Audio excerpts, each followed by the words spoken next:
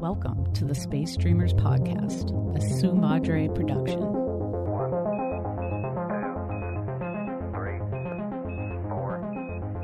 Lift off and the clock has started. Roger, 0G, and I feel fine. Roger, 0G, and I feel fine.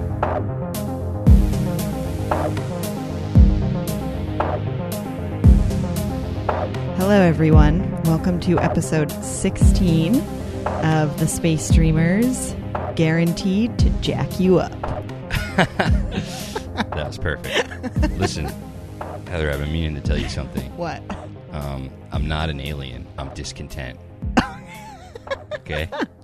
So get it right. Oh, man. Teenagers are just like aliens. Yeah, pretty much.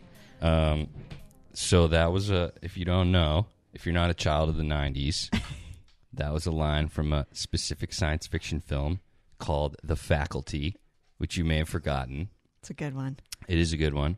Heather and I watched that for this podcast, for this episode. We also watched another movie, and we read the book of the week. What is it called? A Fall of Moondust. Yes. Welcome to the 60s. That's right. We made it. Yeah. Everyone's getting naked, reading books about romance, and it's the swinging 60s, dude, on the moon. Getting it on in the kitchen or something. I don't know. Where were she they? She calls it the palace because of the stupid book. Oh, okay, but real gosh. quick, this book gave me great ideas for fake ads, which will be coming in the future for sure. Cool. Wait, maybe they'll go in this episode. Who knows? Definitely going to do an ad for The Orange and the Apple, which is the book that they read. Yeah. And probably for the Saline 5, I'll call it. The what? Saline 5. What is that? Well, because at the end of the book, it's the Saline 2. I think it's the Celine. Celine? Yeah. I think Whatever. it's saline. That's what you put in your contacts. Oh, really? Like a saline solution. So it's Celine? It's saline. Okay. And remember I told you that's what's so fun about reading was like I had just read, when I read this, I had just read a book about the gods, and Selene is the goddess of the moon. But then I was looking too, like selenography, I may not be saying that right, is the study of the moon. Right. So that came from that name, Yeah. Selene. And then I think that's probably why he named the vehicle the Selene. Yeah. I feel like this is another example of one of those things that, like, I've just always been aware of. Well, obviously I didn't know how to pronounce it, but I've always been aware of, like, that concept because I've always read Clarke, you know? Yeah. Like, just words that you automatically associate with the moon, like lunar, Luna. Right. Oh, right. Selene, Yeah. You know what I mean? So. Well, I didn't know what the goddess of the moon was called. I didn't either. Yeah, until I read that book. And then I was like, huh. Nice. So. So this is ACC 08. This is Clarke's 8th novel. As we said, A Fall of Moondust. A lot of people consider it like his most accessible novel. Yeah. Because of how pretty simple and straightforward it is. Yeah. And I find myself wondering, like, when I read this novel as a person born in 1990 and reading in 2020, I find it to be very reminiscent of other stories and movies. But you got to wonder, I don't think Clarke was the first, but you have to assume this is probably a pretty early version of what we know as, like, a rescue story. Yeah. Like your standard, like, blockbuster or just, like, thriller, like rescue people in danger. Right. Right. Like not knowing if they'll live or die. And you know what else? What? I hate to say this, but I think The Martian is better. The book, The Martian? Yeah, I do. And the story and just everything about it. It's just I more really like The entertaining. Martian. Well, one thing, so I mean, I have not read a lot of science fiction. And, but as I was reading this, one thing I feel like I have noticed about science fiction books, which for me would be this, The Martian, and then like the Ready Player One and Ready Player Two, there's just like a lot of information in them. So there's definitely moments where I'm just like, what's all this? Like it just gives you a lot of information, and it's not bad, but it's like more than just a story that's just like going and happening. You're also like getting some information too.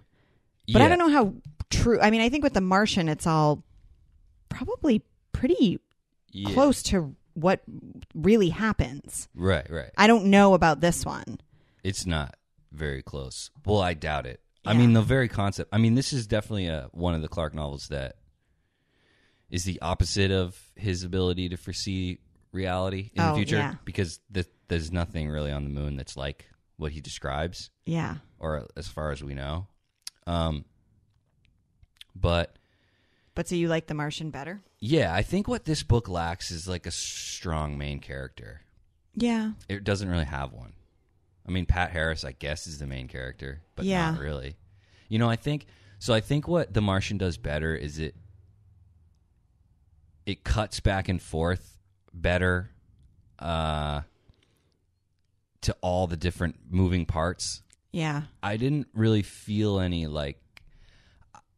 I was intrigued by Lawson, the guy who initially sees the Sea of Thirst and realizes, I like he's that like guy. Kind of a weirdo. Yeah. Or like not he's really socially awkward. Yeah, but he's like a genius. Yeah. And I liked most of the characters on the boat itself, but then like the news guy, I didn't really care. But what he was doing was interesting. So I just felt like if these characters were injected or if they had something more interesting to do. Yeah. Like maybe if the guy who was filming the whole thing, if he like played a part in the rescue somehow. Yeah. That would have been more interesting. No, I hear you, because there were all different people doing different things in The Martian. I remember what I liked about The Martian was how it would be like a thing that would happen. He would like start at the very beginning of like how that possibly happened. Like this little screw was like not put in right. And then you see like the process of like this disaster taking place because of a teeny tiny little thing.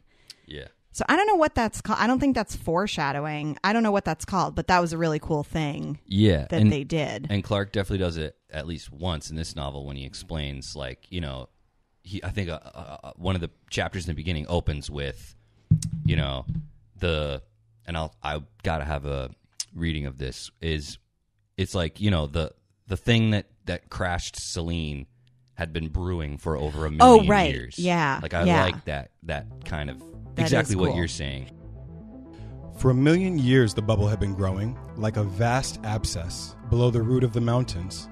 Throughout the entire history of man, gas from the moon's not yet wholly dead interior had been forcing itself along lines of weakness, accumulating in cavities hundreds of meters below the surface. On nearby Earth, the ice ages had marched past, one by one, while the buried caverns grew and merged and at last coalesced. Now the abscess was about to burst. Captain Harris had left the controls on autopilot and was talking to the front row of passengers when the first tremor shook the boat. For a fraction of a second, he wondered if a fan blade had hit some submerged obstacle. Then, quite literally, the bottom fell out of his world. It fell slowly, as all things must upon the moon. Ahead of Selene, in a circle of many acres in extent, the smooth plain puckered like a navel. The sea was alive and moving, stirred by the forces that had woken it from its age-long sleep. The center of the disturbance deepened into a funnel, as if a giant whirlpool was forming in the dust. Every stage of that nightmare transformation was pitilessly illuminated by the earthlight, until the crater was so deep that its far wall was completely lost in shadow, and it seemed as if Selene was racing into a curving crescent of utter blackness, an arc of annihilation. The truth was almost as bad. By the time that Pat had reached the controls, the boat was sliding and skittering far down that impossible slope. Its own momentum and the accelerating flow of the dust beneath it was carrying it headlong into the depths. There was nothing he could do but attempt to keep on an even keel and to hope that their speed would carry them up the far side of the crater before it collapsed upon them. But I almost got an idea in this book that, like, I think this is true. Like, they were kind of saying, like, that this was happening slightly earlier than it should. Like, yes, they could go take tourists out on this boat, whatever it's called. But didn't they say, like, it was about money? It's always about money. Like, there were only those, like, jet skis. What were those things called? Duster 1, Duster 2. Yeah. So those were like the only other things that could go out there. Like, didn't they say that they wanted to wait until there was another Celine? Yeah. Dude, that's one of the problems with this novel is that there should already be in place a way to save this thing. Well, yeah, You know exactly. what I mean? It's like everyone's scrambling. It's like you should have expected this. Yeah. So I guess like that's like the fact that was like this 1 in a million thing or whatever. Like they could have been better prepared for this. I agree. And obviously being better prepared for something makes for a less interesting story. But while I'm reading it the whole time, it's like survival on the moon. And I'm not just saying this because it's me. Clarke says this in all his books about surviving on other planets. You know, it's like really difficult. And like you have to have all your systems checked. Like there has to be backups. Like he always goes into these details into how you need to be prepared for everything. Right. And then this novel appears to be about zero preparation for something that seems like it definitely would happen. Well, and I think that Pat Harris, the captain or whatever, is pretty darn lucky that other guy is is like incognito. Right. Commodore Hanstein. Yeah. Like So he's let's- pretty lucky that he has him. Yeah, but real quick, there's a bunch of things I want to get into, but we should give like a explanation of the plot. So it's. Do you want also? So this is Heather's first ever novel by Clarke, which is kind of exciting. So why doesn't Heather just tell us what it's about, Okay. just generally, and then we'll get into specifics. All right, just generally. Yeah. So it's about the moon. So I think people are living on it now. There's people like living up on the moon. And so they have a vehicle that can take tourists, like it's strictly like a tourist attraction, out over the moon and over the surface of the moon. And there's the Sea of Thirst, which is, it's dust. Yeah, but it's not normal. It's not like liquidy dust. nothing that you could ever see on Earth. There is one part in the novel that I really liked, how they for like a second he like mentions the sands of Egypt. Oh. And he's like, there's no way that you could compare because this process on the moon has been happening for millions more years. Yeah. So it's like the dust is like each individual piece of dust is like infinitely smaller than a grain of sand. So it acts as a liquid. Yeah. So there's like a moonquake. I was going to say an earthquake, but it's on the moon. Yeah. And so I don't know, things shift or something, and Celine, which is the name of the vehicle, the cruiser, whatever, sinks down like 15 meters or something. Yeah. So they're stuck down there, and the rest of the book is about like it goes back and forth between the passengers on the ship and the people who are trying to rescue them. And also there's a guy who's like filming it. He's like a journalist. And so he's trying to get, this big story, this big break.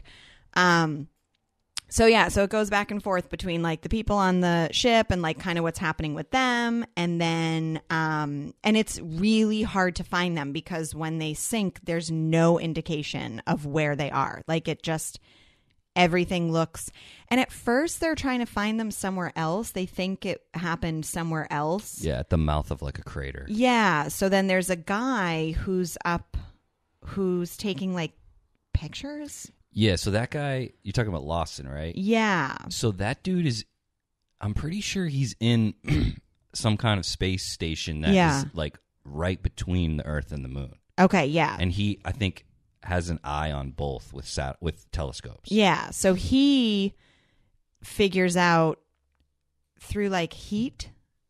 Infrared. Something. I think it's infrared. So he figures out like where the ship is, like where it sinks. And so then they send out these, and he goes with them. They go out and like start a rescue mission. And then obviously like once they start the rescue mission, like things go wrong, and like on the ship, things are going wrong. It's like everything. And it's just funny because it's like they're kind of like, oh, we knew that was going to happen. Like, they don't think of it like beforehand, but then like once a bad thing starts happening, they're like, oh, by my scientific calculations, this is exactly what would have happened. Right. And they've got, so there's the captain, Pat Harris, and then there's, I don't know what she is, like maybe like She's a like a flight stewardess. attendant kind of Yeah, a thing. Yeah. So like a flight attendant, Sue Wilkins. Yeah. And as far as I remember, they're the only like crew. Yeah.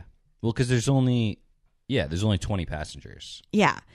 So, luckily this guy, one of the passengers, like comes forward right after it happens, and you find out that he is, I don't know, he'd been on a bunch of like space missions or He's something. like a very experienced Yeah. and retired, Yeah.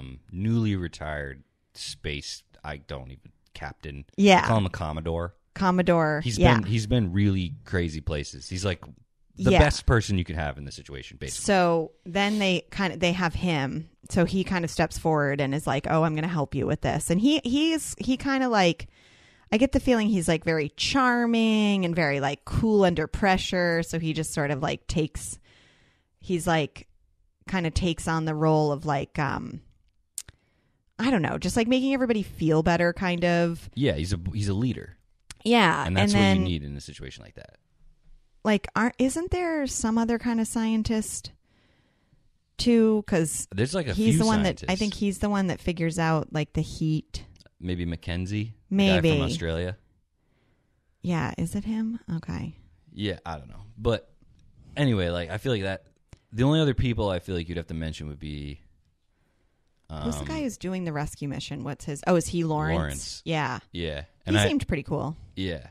I had mentioned to Heather how ridiculous it is. Like, why would Clarke name two characters that share several scenes, both last name Lawrence and Lawson, L-A-W? It's like, why would you do that?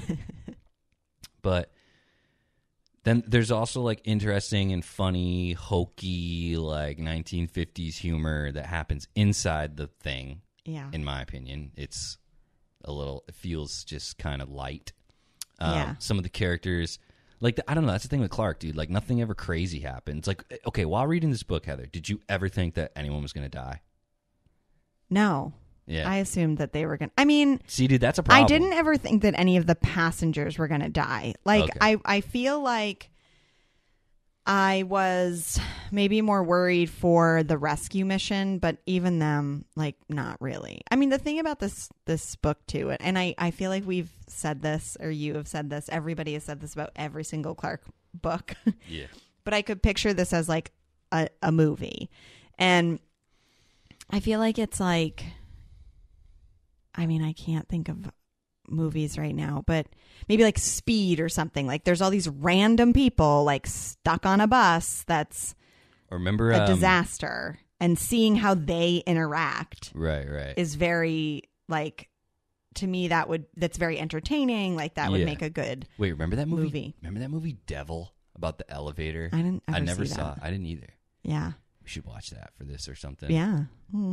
But that's Sounds scary. That's like even more claustrophobic. That's like 5 people in an elevator. Yeah, but and like how you were comparing it to The Martian, where you have like this thing over here happening, these people, and then you have the people on the ship, and then you have the people like trying to get the news story. Dude, like even- it would be good. Even the way, yeah, it would be wicked good. Even the way it's discovered is almost exactly the same. Dude, remember, and my memory of it will be the movie, but I remember the movie's very similar to the book. Yeah. Remember in the movie, it's a girl in NASA. She has like blonde hair, Right. and she's monitoring what a telescope sees of Mars. So they Yeah. assume that the main character's dead, Right. because he can't communicate. Like they know nothing. So she notices that things on the moon or on Mars are moving in each successive pass of the satellite. Yeah. It takes a picture of where he was. She notices that like things are moving, so that means that someone is there moving them. Right. And it's the same thing. That's the same way Lawson, because it's no one, like you as the reader know that the Celine is under the dust. Right. but nobody else does. And they can't communicate, right? Right. Yes. So yes. and that's the other problem is they're like, they might all be dead already. We don't know. Exactly. It's the same thing. They assume Matt Damon's dead. Yeah. They assume these people are lost. So someone from really far away, in this case, he's between the Earth and the Moon, and the Martian, the girl, is on Earth. She's on Earth, but the thing that's watching Mars is not on Earth. Either way. It's like the same thing. They're really far away and they see it through a screen. They notice through a screen and through technology that, oh, this is where this person is, or what, you know what I'm saying? Yeah. The same exact way I feel. You're just making me want to watch The Martian. Yeah. I loved that book, and then I love the movie, and I think they are really similar. So since I probably won't sit down and read that book again. Yeah, exactly. Now I want to watch the movie. But it's also like, one thing that I did find myself thinking, like, even though I didn't actually think that they were going to die, I was like, what a way to go. Like, that would just suck.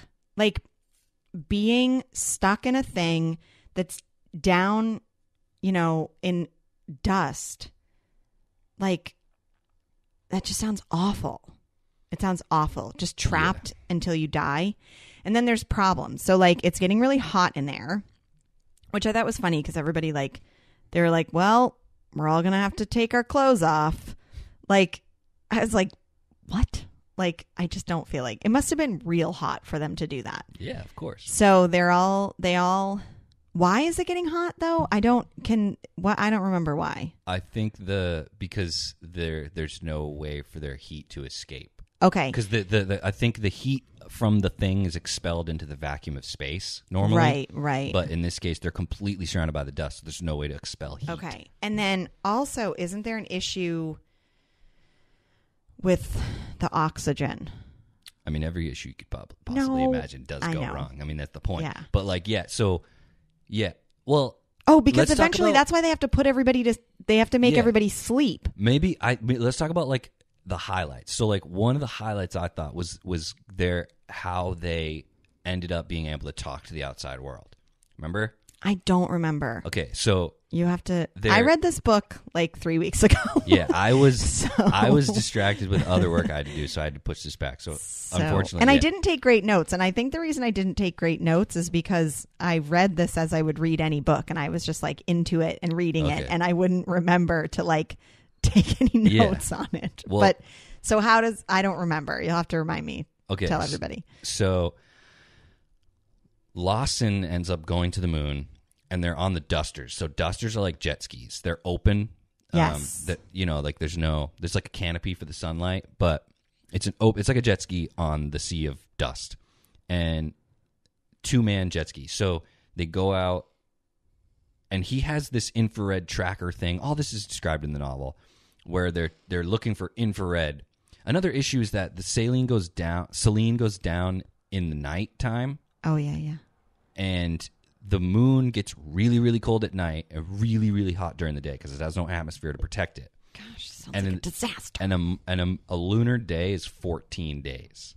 Or like, I think it's from midnight to midnight, it's 14 days. Yeah. So he can only, there's a race against time with that because he can only see the infrared at night. And so like he's racing against the clock because the sun is coming up. So like the heat from Selene is like dissipating. Yeah. So they're in a hurry. He thinks they find nothing, but then something happens where they have like a pole, like a thing to poke down and see where the bottom is. Yeah. And so at one point, one guy falls off of a jet ski, and that's like a pretty cool scene where a dude falls off a jet ski and you think that he's going to die or whatever, but then you realize... It was the main guy. It was Lawrence. Was it Lawrence? I'm pretty sure. Okay. Yeah. He falls off, but their suits... Okay, we're going to get to an issue, in my opinion. Uh-oh. Their suits are buoyant, so they float. So he knows that like there's no danger, but like someone has to pull him out. Yeah. So that's like, why doesn't Selene have fucking buoyancy tanks? Like, wouldn't that like? This is the thing, dude. This freaking novel, dude. Like, they build that raft, right? They stick it out on the sea, dude. They have a crane. Like, why isn't all this shit sinking? Yeah, I don't know. Like, how is it even floating? That's what I don't get. I don't understand the dust, dude. But I think that's part of the problem is, and not to interrupt, but there's literally a part in this book that I noted where it says, if you don't, where is it? Our great problem, of course, is the dust. If you've never seen it, you can't imagine what it's like. Any ideas you may have about sand or other materials on Earth won't apply here. This stuff is more like a liquid. Here's a sample of it. Lawrence picked up a tall vertical cylinder, the lower third of which was filled with an amorphous gray substance. He tilted it, and the stuff began to flow. It moved more quickly than syrup, more slowly than water, and it took a few seconds for its surface to become horizontal again. No one could ever have guessed, by looking at it, that it was not a fluid. This cylinder is sealed, explained Lawrence, with a vacuum inside, so the dust is showing its normal behavior. In air, it's quite different. It's much stickier and behaves rather like a very fine sand or talcum powder.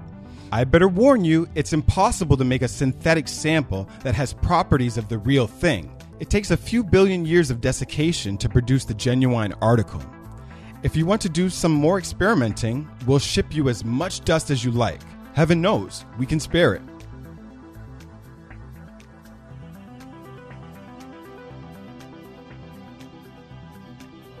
So that itself is a little bit of a problem, I think, with this, is that it is actually too hard for anybody reading this to imagine what it's like. Oh, yeah. That's a This really good literally point. tells you that, like, anything you're thinking of, you're wrong. Yeah, yeah. So like that. I do think that is a hard part about this book. You can't imagine, and I don't know what Clarke's imagining, but Well, I can imagine it. I don't feel like I can. But I don't understand. Like, it makes sense to me that you'd be able to move on that thing. It doesn't make sense to me that you'd be able to be stationary and float. Like, I just don't get how that would work. I wonder if it's like, no, I don't know either. I really don't know. Is there something? Well, because let me just give an example. So you can, this is just what I think of. If it's snowing, right, and you have a snowmobile. Yeah. The snowmobile is made, the way it's made is to go on snow. Right. But if you go really, really fast and you meet like a river, and you're going fast enough, you'll go across it and you won't sink because of your momentum. Okay. So that's what I picture as how this dust would work with this saline thing. Yeah. But then as the novel goes on, you see, and they explain that they have tanks to make them float. Right. Like things full of air. But the whole time I was just like, they have all this stuff on this Sea of Thirst. And like, none of it's sinking. Like, there's no problem. Right. The problem occurred with the thing that was designed to be on the dust. Yeah. I don't know, dude. I don't know. That is true. It was just a little hard to understand. But at the same time, I think what drives you is just like all the interactions between like the scientists and then the people who are in Celine. Right. You know, just like the survival aspect of it. So what else? Then what happens? Wait, I just went on a rant. We were talking about the rescue. So we were talking about how he finds them. So yes, they go out on the... Yes. So one guy sinks and then they... Yes, yeah. because then that's a really cool moment. Because then at the very end of that chapter, it's like, and then like his pole had hit something at the bottom, and it's like, oh, okay, let's investigate this. So then, like that scene was really cool, where he was like poking down and like figuring out where it was, and they realized that the dust is preventing the radio signal from getting out. That's why they can't talk. So the prod thing that he uses to poke down is made of metal. So when that touches the hull of Celine and is sticking out of the dust, that acts as a perfect antenna. Oh, right. And that's how they're able to talk, which I loved. And then I just thought that was a cool idea. So then I like the part later how something happens where that gets knocked over. And then they lose communication again. And it's like, oh, Jesus. Oh, God. I just kicked the table. That's okay. Sorry. I don't care. Yeah, so then I feel like this novel's pretty straightforward. Like, there's not a whole lot to really dissect about it. No, it is pretty straightforward. I felt like as I was reading it and like having listened to you guys talk about the other novels on the podcast, I was like, whoa, all right. I got an easy one. Yeah. It's very... so I did think it was funny, like the passengers and how their biggest issue is like keeping morale up and like not being like super bored. But I also feel like that is where this novel shows its age a little bit, because he's like, at one point the Commodore's like, okay, well, Sue has too much to do, so there's some ladies that could help her make food, like only women would have made food. And then like, dude, I don't think Clarke has a single female main character now that I think about it. That's fucked up. I can't think of a single one. Yeah. Okay. Well, I mean, I wouldn't know, but There's I mean, one. I think I think that, like I said, it just shows the age. I mean, that's a bummer that he didn't think to do that. The last novel comes out in 97. But no, I do get it. I do get it. Okay. So yeah, he should have been a little more. Maybe I'm thinking, actually, The Songs of Distant Earth, I think. Remember we read that short story? Yeah. It was about a girl. Oh yeah. That's a novel. I think a girl is the main character. She's the main character, but also I don't think the novel's like that. There are some issues, Yeah. because I remember at one point he was like, we can't be together, and she freaks out, and he's like, and then he remembered what women are like. Oh, just Jesus. real emotional. But like, so I thought that was funny, and then he's like, did anybody bring any books? And I just love that, because they have two books. Isn't that it? Especially like these days, man, everyone would have a phone. Dude, can you imagine? Dude, Yeah, we but would this be is fine. why you should bring a book. No, this is crazy.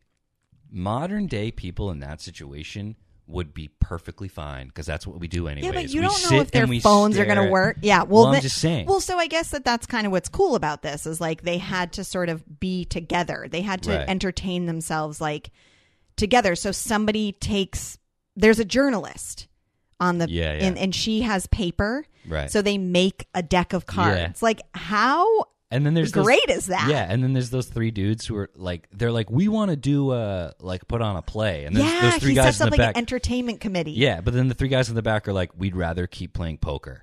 It's so funny, dude. Like, Yeah. it's just like that. Those people, like, those guys probably in that moment, they're probably enjoying themselves more than they have in the last like Right. few weeks or months of their lives. Right. And then you have like somebody was like a real, like, had Miss a stick Morley? up her butt. Is that who it was? I'm pretty sure that's who. And Miss she Marley. was like, and you get like little bits of like that Captain Harris likes Sue. Yes, the stewardess. Yeah. So you get like little clues of that. And then it's almost like, is it Miss Morley? Like, she's like, what are you two doing? Yeah. But they're like, well, I mean, if she thinks we're getting frisky back here, we may as well. So like, you know what I mean? Yeah. But I like when I think Hastings or whatever his name is. I like when he shuts her down. Oh, I what does he say? I don't know. He's just like, look, if they want to go back there and do that, it has nothing to do with our survival. So what are you complaining about? Yeah. I remember he just like shut her down. And I guess they were probably thinking, oh, we might die. Yeah. So. And I love, I don't know. I'm just so curious, like, about that. The book they read, The Orange and the Apple. Like, why is it called? Maybe what, like Romeo Wait, and is that Juliet? book Like real? they're opposites? No, I doubt it. I think what he's calling like, he calls it like a classic of the 70s, but the book that you're reading came out in the 60s, so it's like, it's a classic to people in the future. Yeah, You know what I but mean? it's weird because I just like literally opened up to the page where they're talking about it, and Miss Morley says, What did she call it? Trash or something? yeah. She says it's utter trash, and most of it is near pornography. And then someone says, how do you know? Wait, Miss Morley was the burlesque dancer, right? Or was that a different one? Was she? No, That was a somebody's different one. wife. Schuster. Yeah. Schuster. That was like, and I feel like she is, she was a dancer, but now she's like gained weight, and Yeah. like, that was kind of funny. But, and then there's that whole thing at the end Dude. With the with UFO the thing? guy. Yeah. Okay, let's talk Radley. about that. Yes, let's talk about that. And is he like on the run or So, something? no. This is a perfect example. Clarke does this all the time, where he has an opinion and he wants to share it, and he needs to do it via his characters. So, in terms of the story, I hate Radley. I don't think it belongs.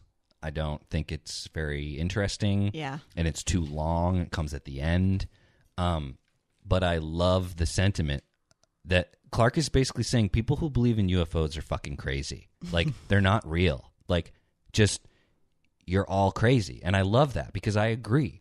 Like, I firmly believe that life exists elsewhere in the universe, but I do not think that like people who think UFOs are real are correct or that they're aliens. You know, like I don't believe it.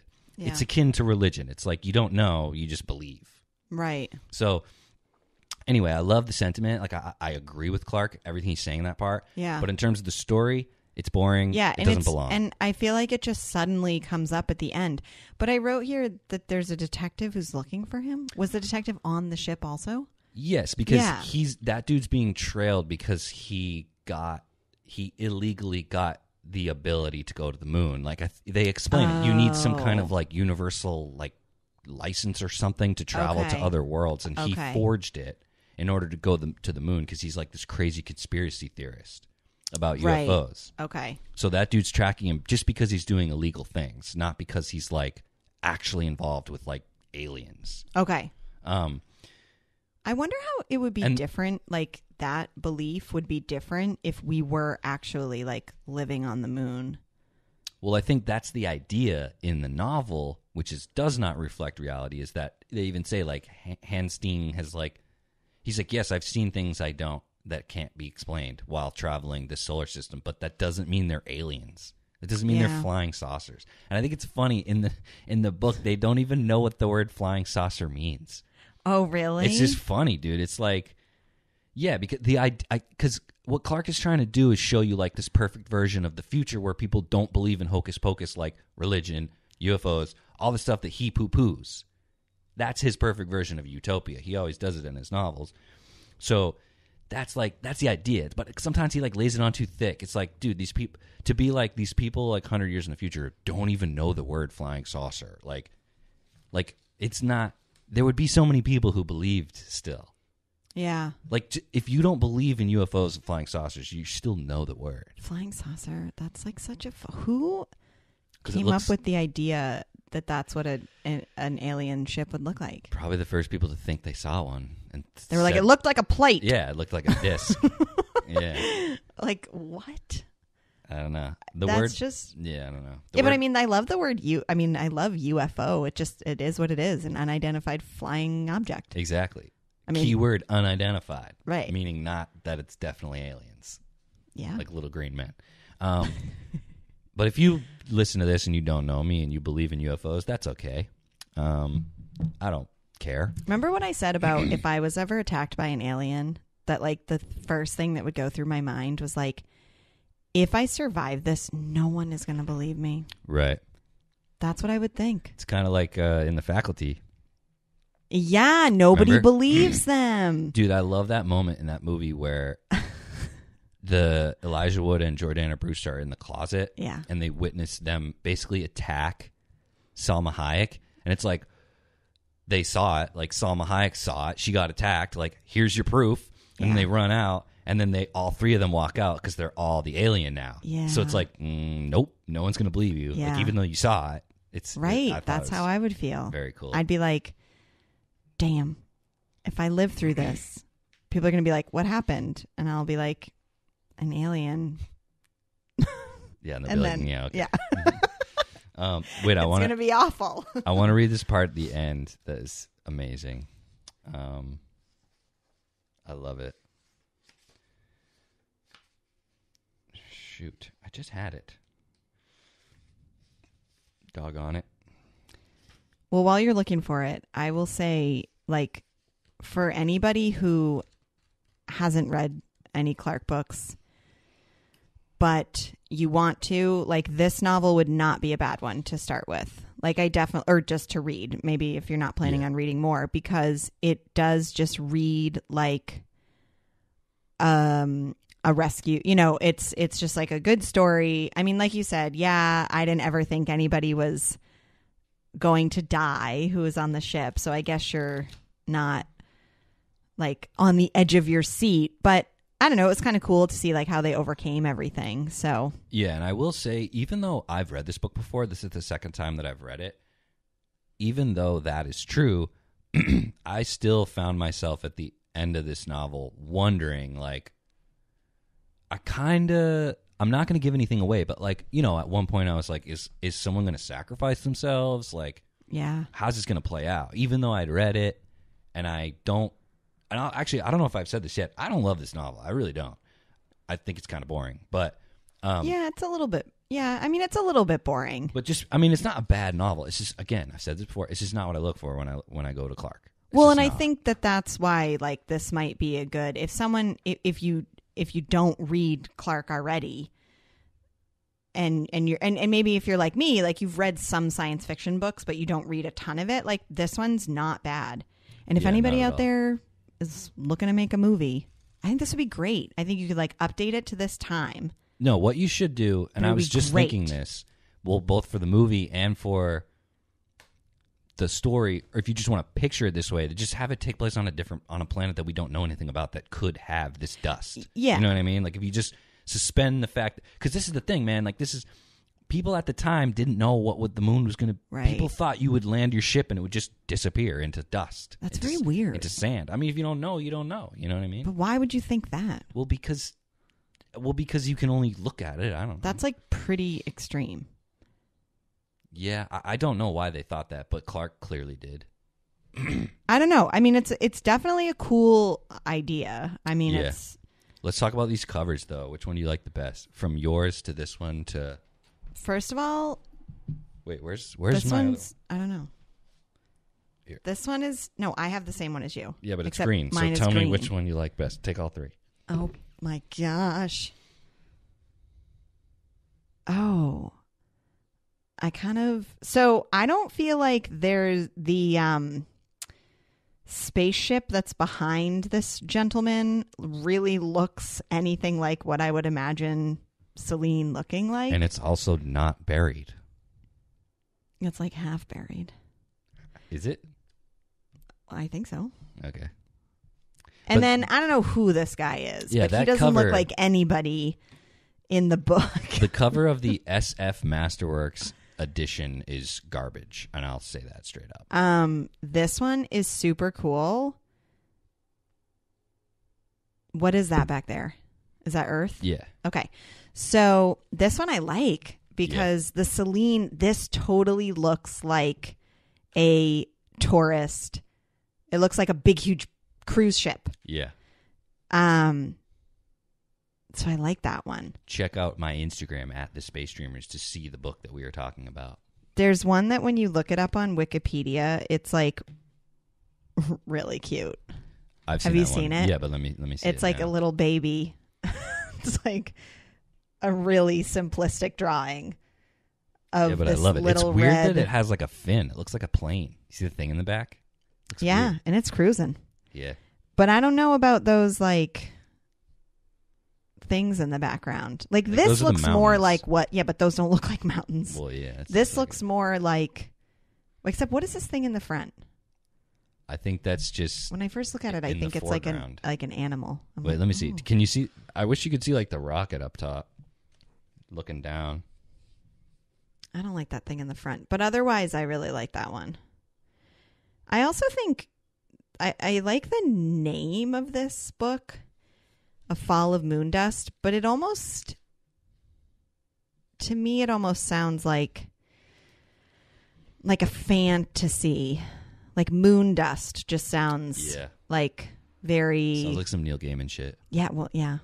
A Fall of Moondust, Stardust. Stardust. Oh, yeah, duh. But anytime you talk about like dust and like some celestial... Fairy dust. Yeah, like dust has like a Yeah. magical meaning to it. Yeah. Or not a magical meaning, a magical feeling to it. Yeah. So, A Fall of Moondust?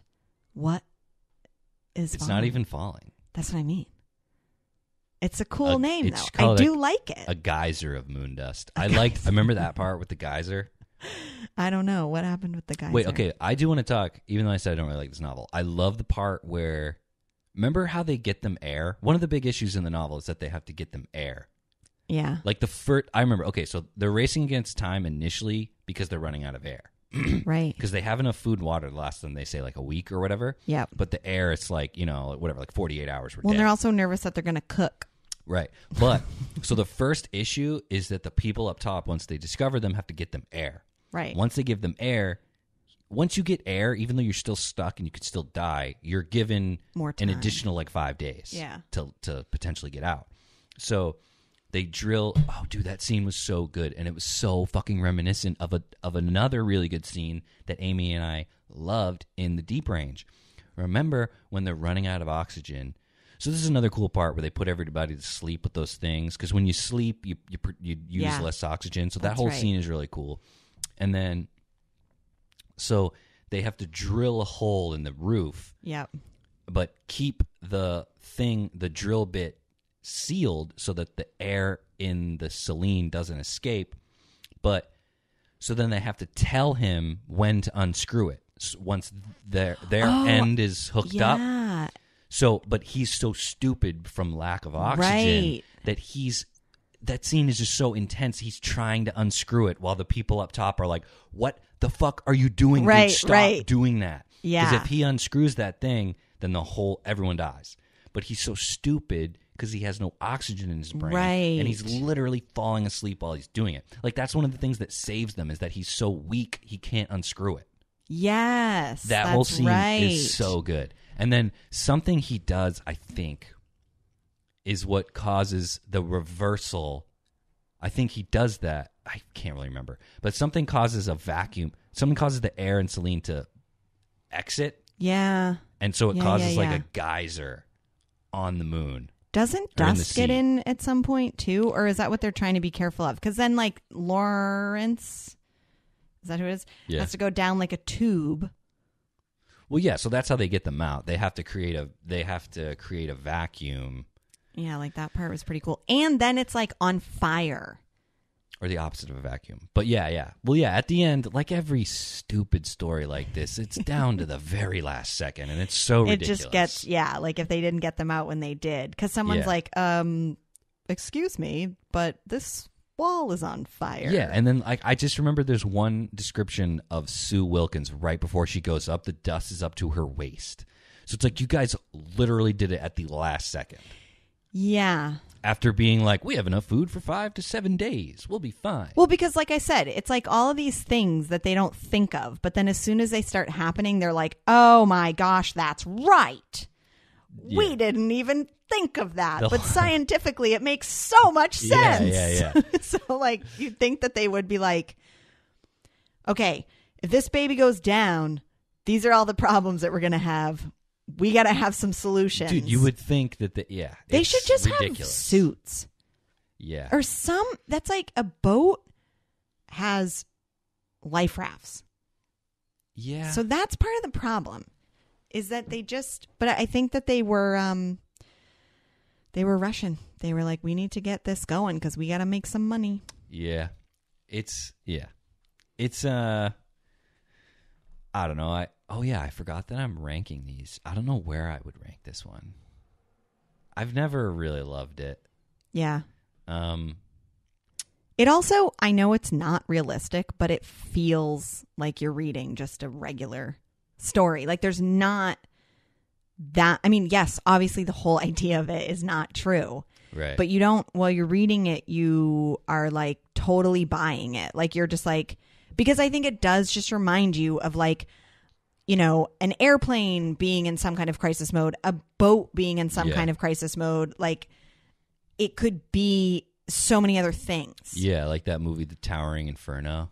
It's like a bunch of people stuck in a building that's on fire. Yeah. The So whole it's movie. like, I mean, and I think that is a very, like I said, I can't think of any right now, but like just that whole idea of people being stuck with like very different personalities and like having, you know, like each person maybe has a role to play, but also Yeah. they're like really pissing each other off the whole time. It's I mean, and like you said, this was probably written before most of those, but it makes you Yeah. think of other things. So it doesn't seem like when I hear you guys talk about the other books, they sound like they're a lot more Heady. like, yeah, and it's a lot more unbelievable. Yeah. It's like aliens. And Right. And stuff like like people that. that live for a million years. Like Right. these are actual humans on like that just, you know, I mean, yes, the whole idea of like that like live people and living work. on the moon, Yeah, but it's yeah. just like there's nothing too crazy about this. Yeah, yeah. Hard sci-fi, baby. Yeah. That's where it's I at. mean, for real. Yeah. So there's the other issue. You know, this also, you know, okay, maybe this is why I don't like it, because I recognize that it's the first, or not the first. I recognize that it came before these things, but as I said, The Martian, I think, does it better. And remember, Heather, you are a fan of a little book called Airframe, right? I love that book. Okay.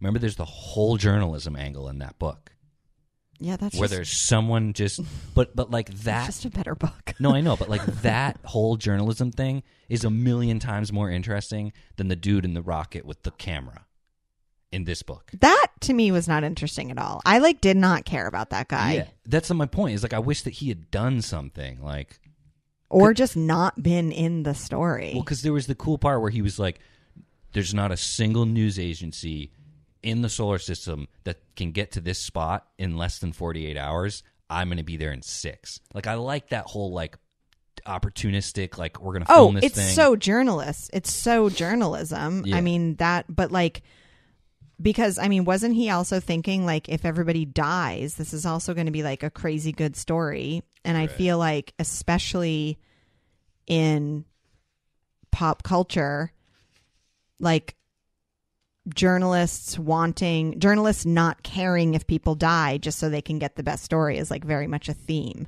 Yeah. I'm not saying that that's true about journalists at all, but it's like a theme.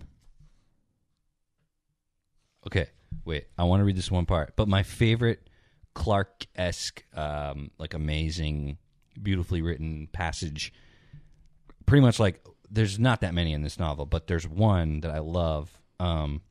So the guy, he's in a rocket that lands on a mountain that can look down, has like a perfect view of the Sea of Thirst and everything that's going on. So he's filming it, and, you know, millions or whatever, billions of people on Earth and Venus and Mars are all watching it. Everyone's glued to this rescue. So he's there, and he's filming. He has a camera, and it's cool they get into that stuff, like, you know, how far he has to zoom in, blah, blah, blah. Right. So then there's this description that what he's filming, he also has like a device that people in the solar system have to, I guess, receive news, maybe like an iPhone. I'm not really sure. But he explains this. On the tiny screen was the picture he was seeing directly on his monitor. No, not quite the same picture. This was the one he had captured 2.5 seconds ago. He was looking that far into the past, in those 2.5 million microseconds. To change to the time scale of the electronic engineer, this scene had undergone many adventures and transformations. From his camera, it had been piped to Auriga's transmitter and beamed straight up to Lagrange, 50,000 kilometers overhead. There, it had been snatched out of space, boosted a few hundred times, and sped earthwards to be caught by one or other of the satellite relays. Then down through the ionosphere, that last 100 kilometers, the hardest of all, to the interplanet building where its adventures really began, as it joined the ceaseless flood of sounds and sights and electrical impulses which informed and amused a substantial fraction of the human race. And here it was again, after passing through the hands of program directors and special effects departments and engineer assistants, right back where it started, broadcast over the whole of Earthside from the high-power transmitter in Lagrange 2 and over the whole of Farside from Lagrange 1, to span the single hand's breadth from Jules' TV camera to his pocket diary receiver. That image had traveled 750,000 kilometers.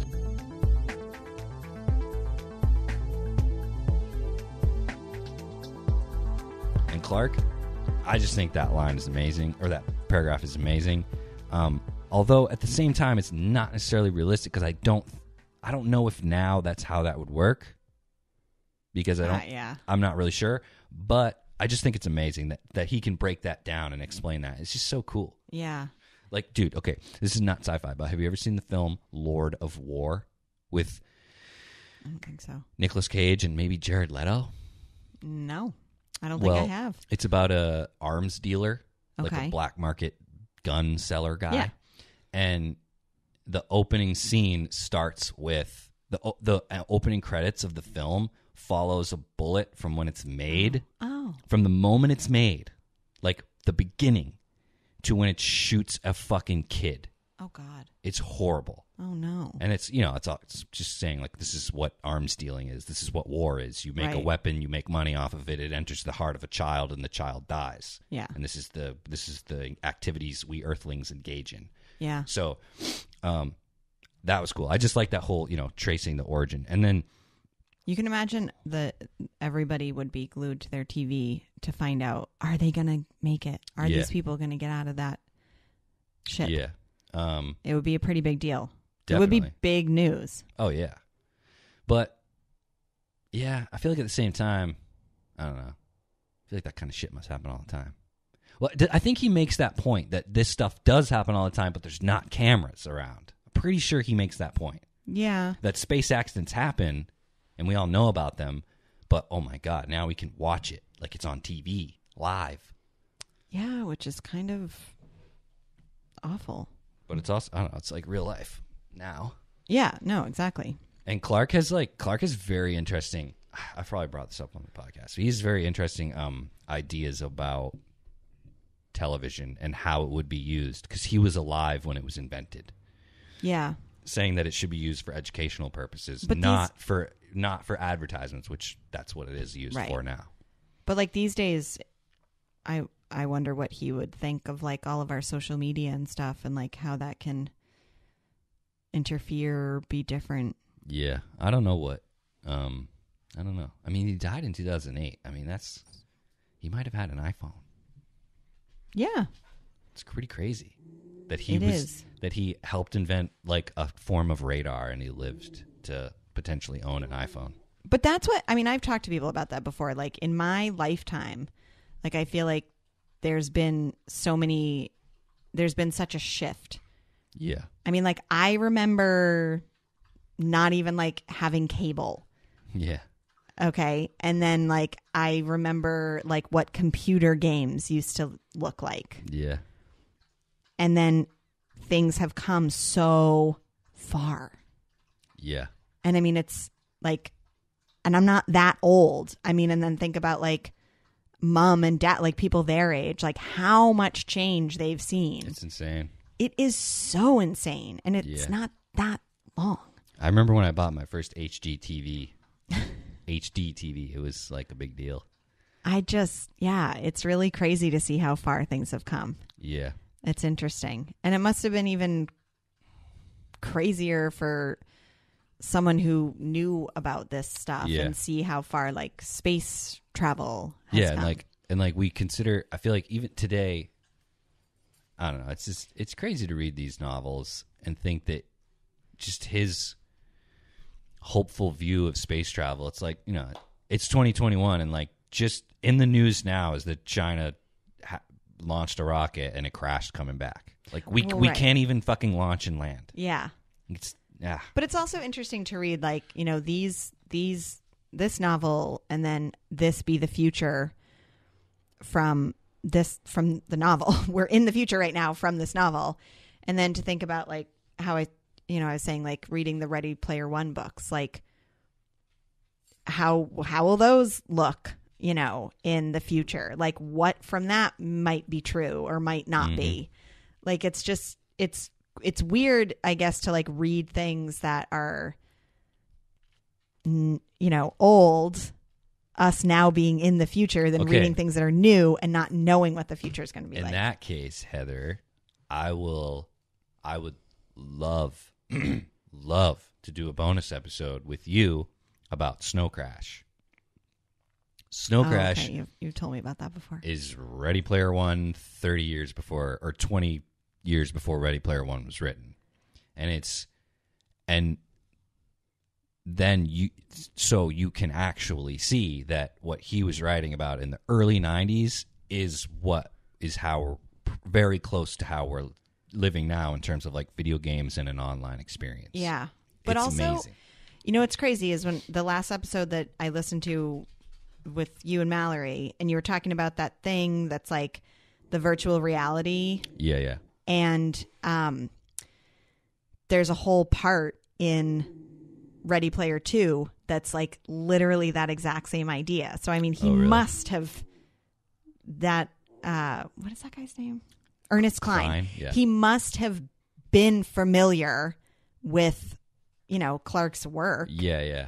But there's that whole, it's like a whole other thing where they record all of these experiences, and then you literally like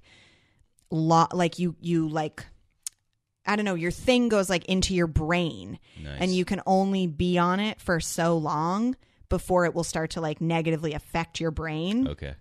But it allows people to have any experience and feel like they're doing it, like actually doing it. Right. And I was like, that's so crazy, because that's like literally what he was writing about however many years ago. And then we're still like, whoa, dude, that's crazy. The movie, and it's based on a Philip K. Dick, I don't know, either novel or short story, is Total Recall. Like, that's what Total Recall is about.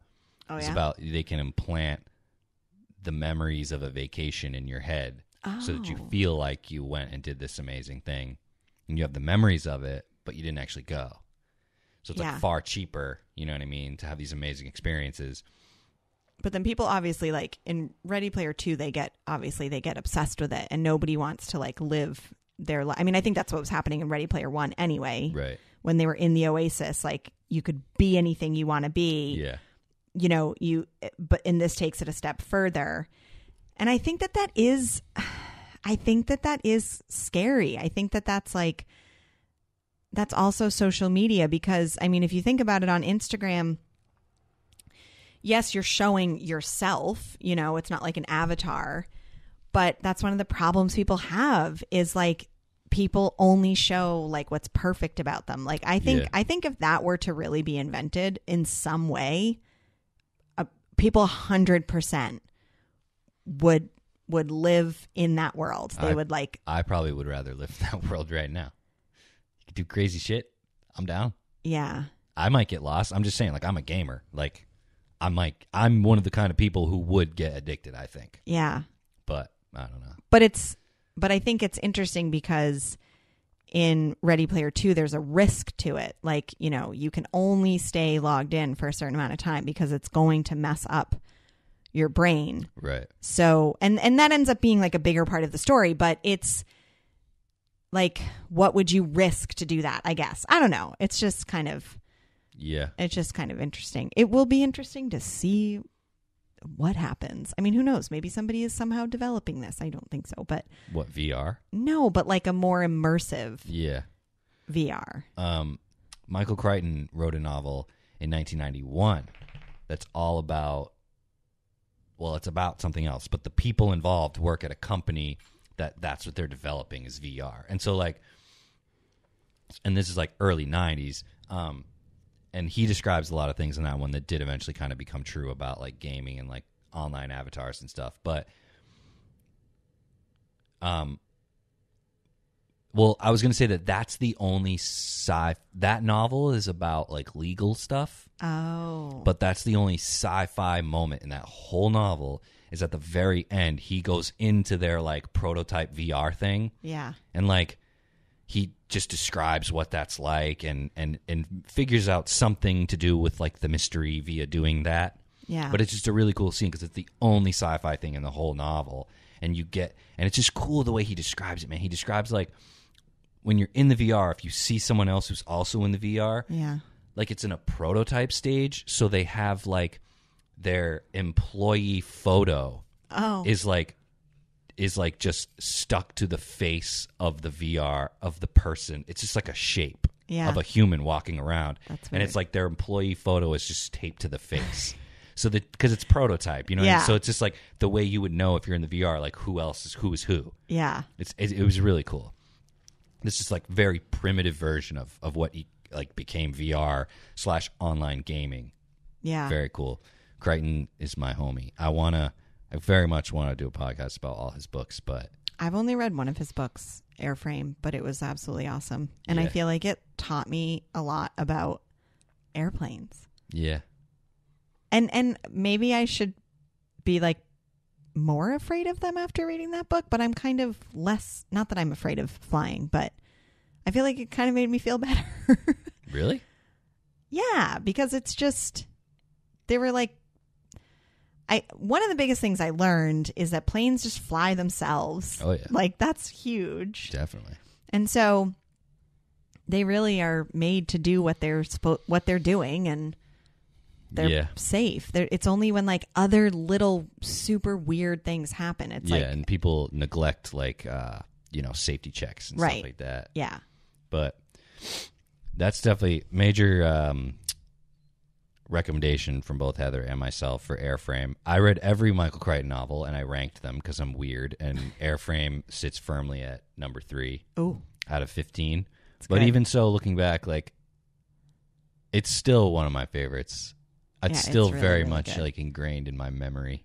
it's not something that I probably ever. No, I shouldn't even say probably. It's not something that I ever would have read if you didn't tell me. Dude, to I read it. saved it for almost last because like that one too has like no science fiction, but like reading that, I remember like while I was reading every Crichton novel, I was like, it's about an airplane. Like I'm Yeah. gonna read that way later, and it ended up being amazingly good. Yeah, and good characters and good main Yeah. character who's a female. Yup. Casey, isn't that her name? I was going to say Cassie, but I think you're right. I think it's Casey? Casey. Yeah. Yeah.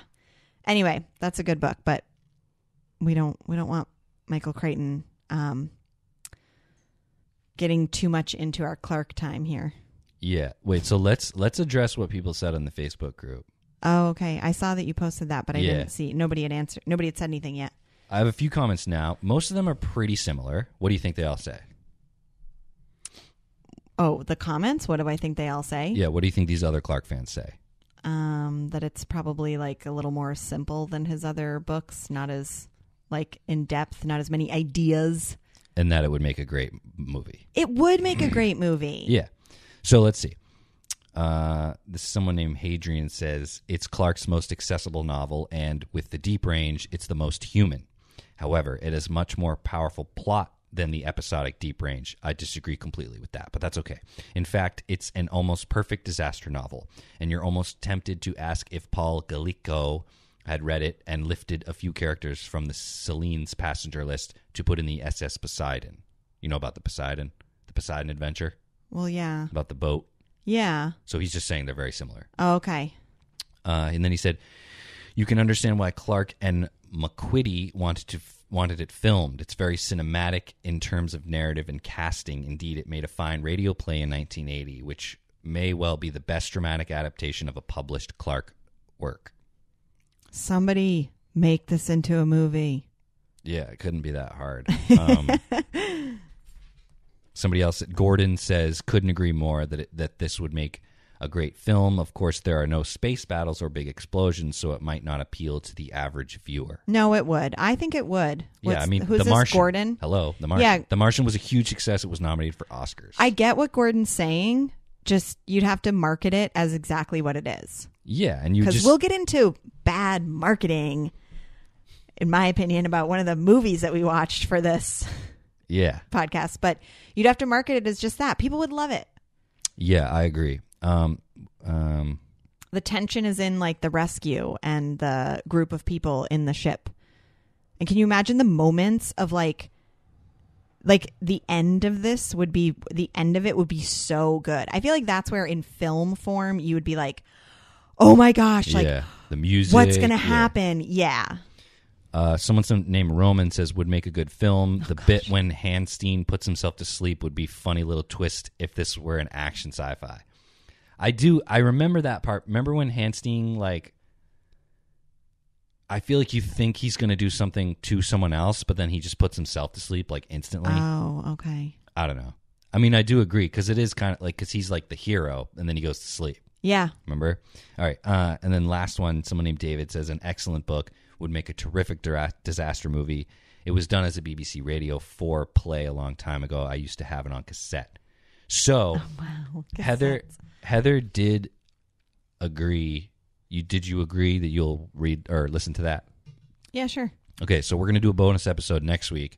Is going to be about that BBC Radio dramatization. I sampled it a little bit. It sounds really cool. Oh, cool. You know, it's like, I don't know if you know what that means, but it's like it has music, it has sound effects, it has acting. That's awesome. It's really cool. So it's basically just an audio movie. Cool. I'm down. Yeah, I'm excited. And it's only 90 minutes, and you can get it free on YouTube. So if you're listening to this and you're curious, you can do that. And thank you, everybody, for all your comments. Yeah, that's totally awesome. Hopefully you guys listen. Like, 'cause that's kind of the point, is to say, like, hey, like, we're going to talk about what you have to say. And it's like, now that it's published, are you curious about what we said? You know, Yeah. So hopefully they listen. Little shout outs. Yeah, I agree with pretty much everything those people said. So, And it's very accessible. I think we've been saying that, if not in that exact term.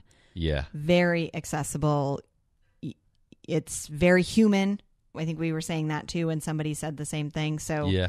I think this is like the first romance in a Clarke novel in the chronology of it. Seems like I it. was wondering about that. Actually, well, no. Well, in the Deep Rain, she gets married, but it's not really like, I don't know. I guess that's not really true. But anyway. All right, you want to talk about the movies? Sure. What do you want to do first? We can talk about Operation Avalanche if you want, since I just was kind of talking about it, and that I think that it was kind of marketed poorly. Not that movie was marketed. I was just going to say, was it marketed? Like,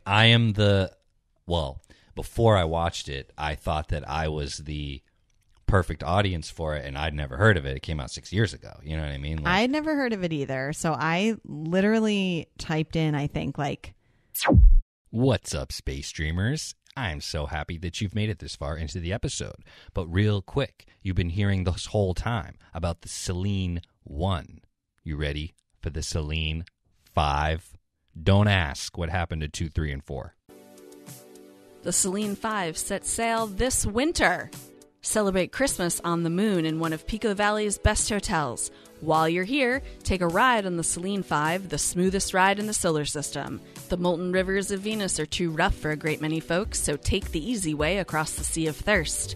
Witness Earthlight glinting off the mountains of inaccessibility.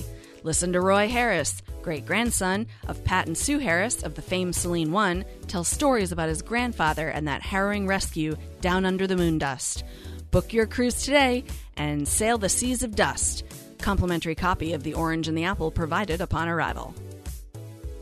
You don't know what the orange and the apple is? Don't worry, there's an ad for that. The Orange and the Apple took the solar system by storm last winter upon its release, but now, a new reason to buy!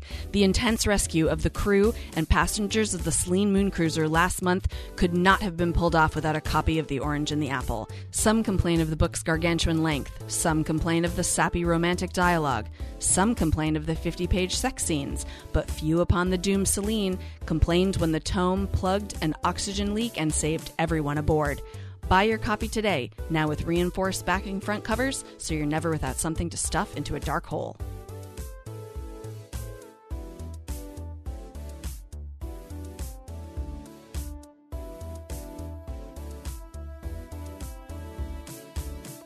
I don't know what I don't know how I worded it, but I was looking for movies about the moon that we maybe didn't know about, Okay. like kind of flying under the radar a little bit.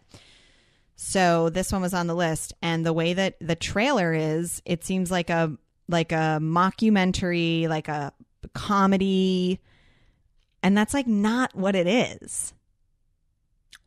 It is a mockumentary. Well, right, but it's I not a would comedy. say, It's a found footage I mean, movie. if you think that main guy is funny, then yeah, it's a comedy. So- but you got to think he's funny. But I mean, I thought parts of it were funny. I agree.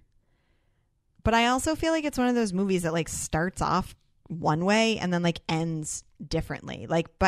And when I was watching it, Well, I'm sure no one has heard of this movie. So it's called Operation Avalanche, and it is about, and it came out in 2016. Yeah. And it is about these guys who work for the CIA, and they, I'm looking at my notes about it here. So during the Cold War, when when the U.S. and the Soviet Union were racing, It opens the space race. Yeah, I think it starts in 1965. Yeah, it opens with Kennedy's speech. Yeah. So they believe that there's a mole at NASA from the Soviet Union so that's like a problem, obviously. So they have these guys from the CIA that pretend to be a documentary film crew to figure out who the mole is. And while they're doing that, they like bug everybody's phones or whatever. And so while they're doing it, they hear this conversation that the U.S. cannot land on the moon. Like they say it's like 5 more years or something. Like they can't do it. We can go to the moon. We can orbit the moon. We Yeah. can come back from the moon, but we cannot land. But we can't land on it. So then they're like off the project. And then one of the guys is like, well, what we can do instead is we can film a fake moon landing to like insert into the broadcast, and then Yeah. everybody will think that we landed on the moon, but we actually didn't. So that's Right. the story. And then by the end of it, so they do all that. And then by the end of it, the CIA is like trying to eliminate them because they know. Yeah. And here, it's not true. Herein lies my major problem with this movie. The major problem that I have with this movie is that it gives validity to people who think that the moon landing was fake. I thought when I watched this movie, right, that it was going to be a complete retelling of history. Yeah. But what it really is it's the moon landing could have been faked, and this is how it could have happened. Right. And I don't like that sentiment. B, it would have been more interesting. Like, Stanley Kubrick is mentioned in the trailer, and that them going to Stanley Kubrick is like 10 minutes out of the whole movie, you know? Yeah. Like, What is he's filming? 2001 Space Odyssey? yeah.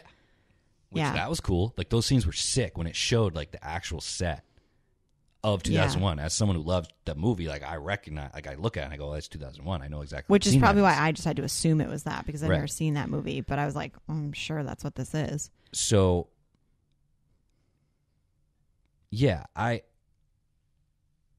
so like by the end of the movie, the idea is that even the people at NASA don't even know that they're not really landing Right. on the moon. And that's what I'm watching, like, because my whole thing with the faking the moon landing is that it just landing on the moon is easier than faking a moon landing. Right. That is my opinion. I'm not the only person who thinks that. And so what this movie suggests is that,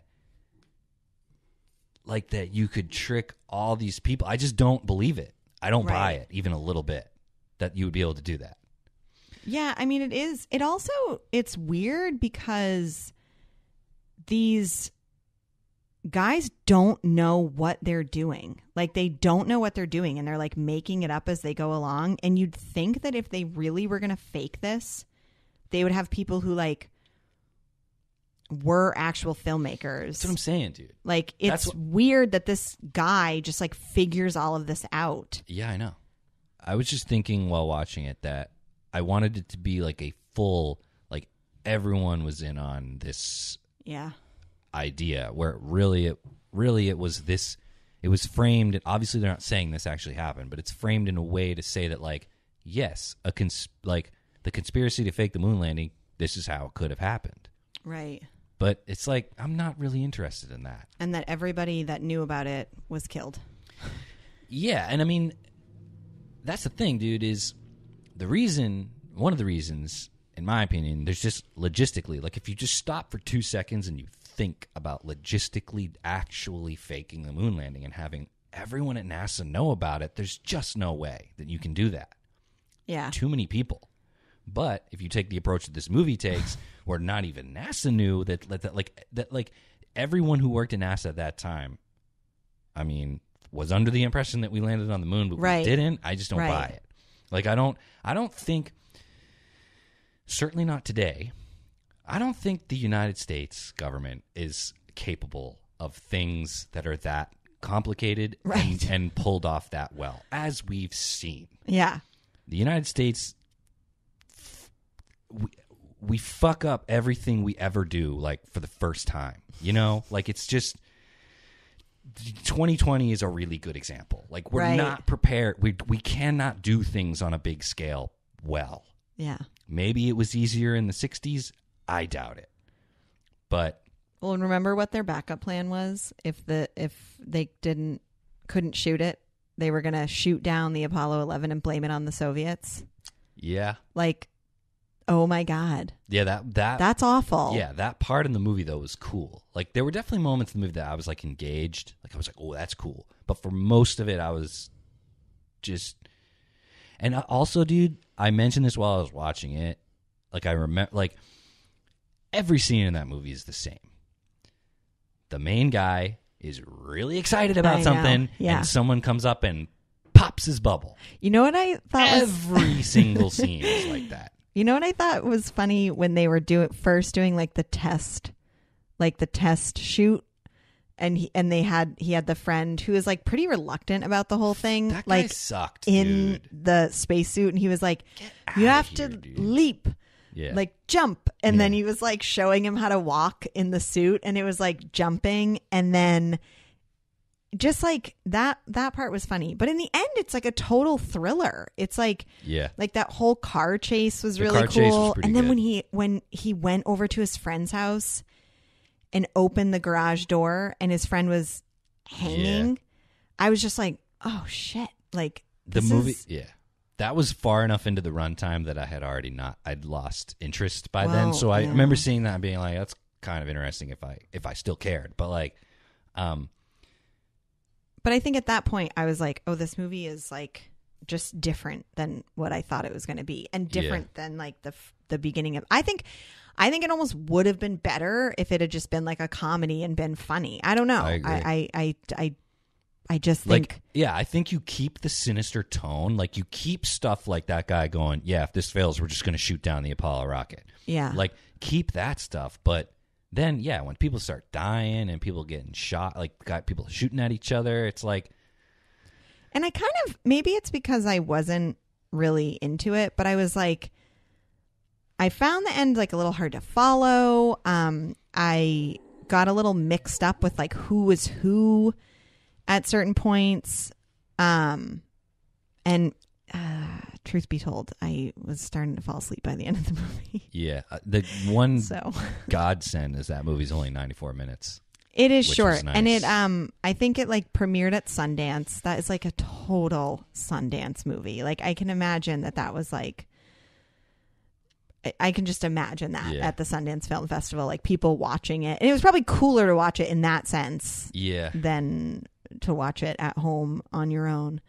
And a lot of the people play, like, they use their real names and stuff, which is kind of like, remember like Blair Witch Project? They all Yeah. use their actual names. Dude, and at the end of the movie, it was like, it would say the actor's name and it would say himself. I'm Yeah. like, "Dude, he's not playing himself. Like, I know. What the fuck? Why I would you know. say that? But okay, Well, they didn't even need to give them like last names. They could have just been like, Matt was played by Matt. I don't know. yeah. The movie had good music too. I mean, it didn't have a lot of songs in Yeah. it, but they were all 60s good. essentials, yeah. Yeah. Did you look up the crew who made it? I mean, I looked it up. The main character is the director and writer. Oh yes, I did see that. I did. Did you see what that. his first movie is? It's kind of interesting. No, I don't know. It's a mockumentary about high school, and he enrolled in a high school. Oh my And gosh. filmed it the It's way like never been kissed. the way the movie that you're watching is filmed. And then I read somewhere, I don't know if this is true because it sounds like bullshit, but I read somewhere that they did the same thing at NASA. That for this movie, No, that can't be true. they pretended they were a documentary film crew. Oh my God, the NASA has got some serious problems. Dude, okay, doesn't seem This is true. another issue with that movie. In episode 1 of this podcast, we talked about a book wherein the main character is a historian meant to record the going to the moon. So I had Amy look up, is that true? Oh, and what we yeah. discovered is that NASA has their own historians, their own people who do this. These fucking ding-dongs from the CIA are not just going to come into NASA and be like, we're making a documentary. NASA's going to be like, we have a department who does that already. Leave. Yeah, well, and remember in the beginning when they pitch their idea, and the guy's like, they're not going to let you film, and they're like, we're filming you right now. I'm like, that's the friggin' CIA. Like, what? They don't know. That scene was good though, because that convinced me just like it convinced him. You know what I mean? But I liked the way that this movie looked. Like, I liked the whole found footage aspect to it. And I'm not like huge into found footage movies, but I liked the way it was like stitched together. Like, I think that's what's kind of fun about found footage movies is you sometimes like a scene starts in the middle of something, like in the middle of the action. So you kind of are just like, you're sort of like piecing things together. And I did like that about this. And I think it's like when there's action and things get a little shaky and you're like, can't you just like film this better? But like they can't because it's not an actual movie. And it's you usually end up watching whole scenes in one shot, which is, I mean, obviously we love that. Right. Like that was one of the most impressive parts. And I don't know if there was CGI used, but in the car chase scene, I remember being like, I wonder how they're doing this. Like, I remember thinking, there's no way he's driving. Yeah. But then they would show the front and then they would show the back, and it wasn't like they were on a trailer, so he must have been driving. But if there was CGI involved, then he probably wasn't. But if it really was all one shot, I found that really cool and really I thought impressive. the chase was cool. That could have just been where they were. Like, they could have just had a good stretch of road in order to do that on. I mean, seems dangerous to have that guy driving in those old shitty boat 60s cars like on that dirt road. It just seems, I don't know, it seems like it would be better and safer if they did it on a trailer. I don't know. But I don't know. I wasn't there. I don't know how they did it. But either way, I was tricked. Watching it, I was very intrigued and like interested. And so I don't think either of us is really like recommending. Yeah, and I watched it with Amy and Mallory. Oh, you did? Yeah, because yesterday I finished this book. I read 120 pages. So I was like, and then I was like, well, now I got to watch that movie. I was like, I do not want to stay at this house. So I hit up Amy and Mallory and I was like, do you want to watch this sci-fi movie? So they were probably really annoyed by me because I was talking shit about the movie the whole time I was watching it, pretty much. Oh, did they like it? They did. But then there were a couple points where they agreed. So like with any found footage movie, there's certainly times I feel where you're going to be like, okay, who is filming this? Like, you know what I mean? Right. But usually I think that's not a problem, especially because most found footage movies are made now when anyone could be filming anything at any time. Right. But in this movie, there were definitely a couple scenes where I was like, who's filming this? Like, and why? Like, like when every time he was digging that hole, it's like, why would anyone film? Why would you film this? He's doing something. Yeah. He's trying to fucking hide evidence. You wouldn't film it. But maybe they were just doing that because they wanted someone to know what happened. Not only that, they address it in the movie at one point. Dude, cameras back then were fucking huge and fucking noisy. They were really noisy. You had film. You can't hide that. Well, so you have to, I don't know. The movie's fine. It's cool in its own ways. I don't think either of us is saying like, oh, go out and watch it. I would argue, though, I would say that movies like this are cool, right? Yeah. And they get people's attention.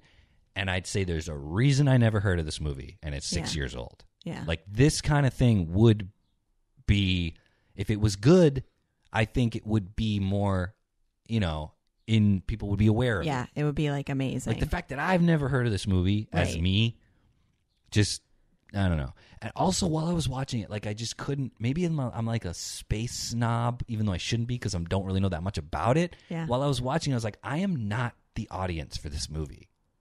Like it doesn't seem like it's for people who are interested in actual space flight. No, but it doesn't have anything to do with space. That's the thing. Yeah, but it has to do with NASA, which is real and about going to space. Yeah, but And didn't the trailer make it seem like it was about copying Kubrick? I don't know. I didn't really remember the trailer. I just thought it looked funny. Okay, so the one other thing I will say is, and this is another thing that Amy and Mallory agreed with me, is that there's no sense of time in the movie. yeah. Like I thought it was going to be about the process of faking the moon landing, and it was almost like maybe like 75% into the movie or something. They were like done. Yeah. They were like done doing that, and then it was like, okay, what else is this going to be about? I mean, I know it's about the spies and blah blah blah, but yeah, it's a fine movie. We watched it. Yeah. It's for free. If you have Amazon, you can watch it for free. What the hell? Sorry. I rented it. Yeah, it was you like got it. $3.99. You got to check all the things, I guess. I don't know. No, but Yeah. did Well, you know, I hey, watched The Watch. I friggin' rented that Okay, and then wait. found it for free on HBO. Did you know that on PS4, if you go to how there's a symbol that's a TV Yeah. and it's like my videos, it's like video content. Yeah. So if you click on that and then you go up to search, like if you don't So search, search everything? yeah, if you don't search in the store, if you search in that video thing, it'll tell you what app, whatever you're searching for, you can get it in. Oh, okay. I think I just forget about Amazon because technically I don't have it. It's Amy's. Yeah, me too. So, I mean, yeah, I don't know. It's a fun movie. A lot of people take movies less seriously than I do, so I'm sure you would enjoy it if Yeah. you watched it. I was talking a lot of shit while watching it, but that's just me. Should we? Yeah, let's talk about The Faculty. The Faculty. Okay, so why did we choose this one? Didn't I suggest it? Yeah, but I don't know I don't know how you thought of it. I think just because I don't know. I don't either. But so The Faculty is from 1998, directed by Robert Rodriguez, written by the people who wrote Scream, and it was like a success, like it was made, I think, for like $15 million. It made like $50 million, and like it's got good actors, critically well received. It's like a good movie. Yeah, as I say, it's a total time capsule Yeah. to the time it was made. Yep. 1997 1997 probably when it was filmed. Yeah, so like for me, I loved watching it because I hadn't seen it in a long time, but I loved this movie, and there's nostalgia. Like it just takes me back to like simpler times.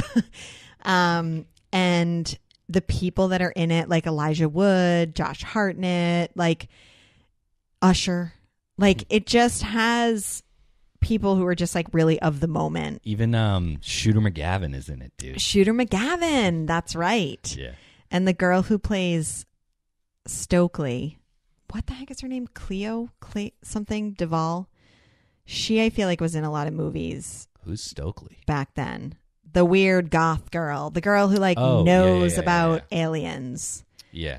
Um, That was pretty cool. That was very sci-fi because she referenced science fiction. So Yeah. that's another thing I know. Like I didn't necessarily pick up on this while I was watching it, but when you like read about it, the movie is not a ripoff. You could watch it and say this is a ripoff of other sci-fi concepts, but it's really an homage. yeah, Like,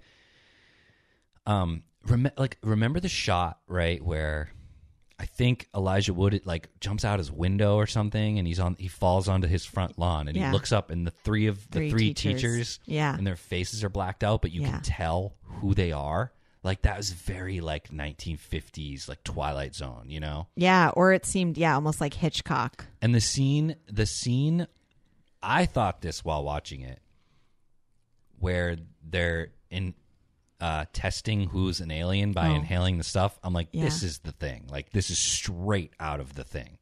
And when her head sprouts legs and walks, yeah. that is 100% a thing ripoff.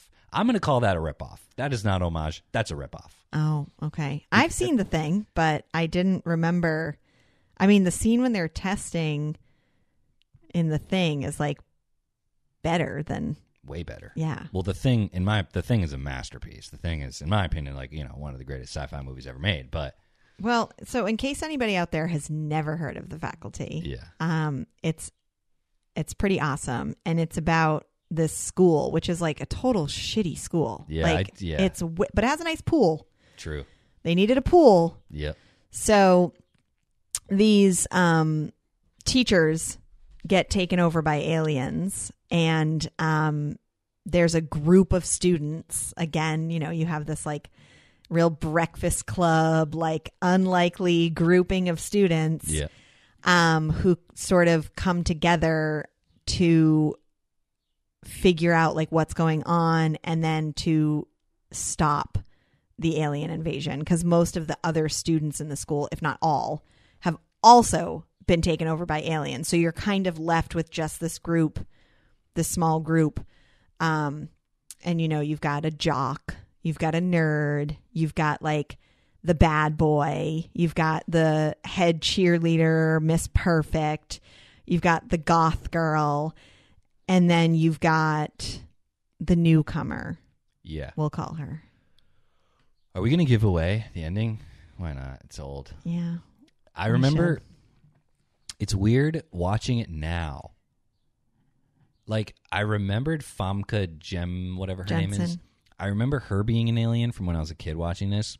But I remember, like, when the movie started, I was like, I forget who is the OG alien. But as soon as that new girl showed up, I was like, I remember. See, and I remembered. Not only do I remember, watching it now, it's like, it's so obvious that she's the alien. You know what's cool to think about, though? Remember the very first scene when it's like the coach and he's like, can I help you or whatever? Yes. It was that girl. Yes. Like, that's what I think is kind of a cool thing to think about, is that, somebody like clearly walks over to the coach. You don't see them. And he's like, what do you want? And it must have been this like little pretty blonde girl. Yeah. And I love, which is cool to think about. Yeah. And I love how, like, I love his character because he's such an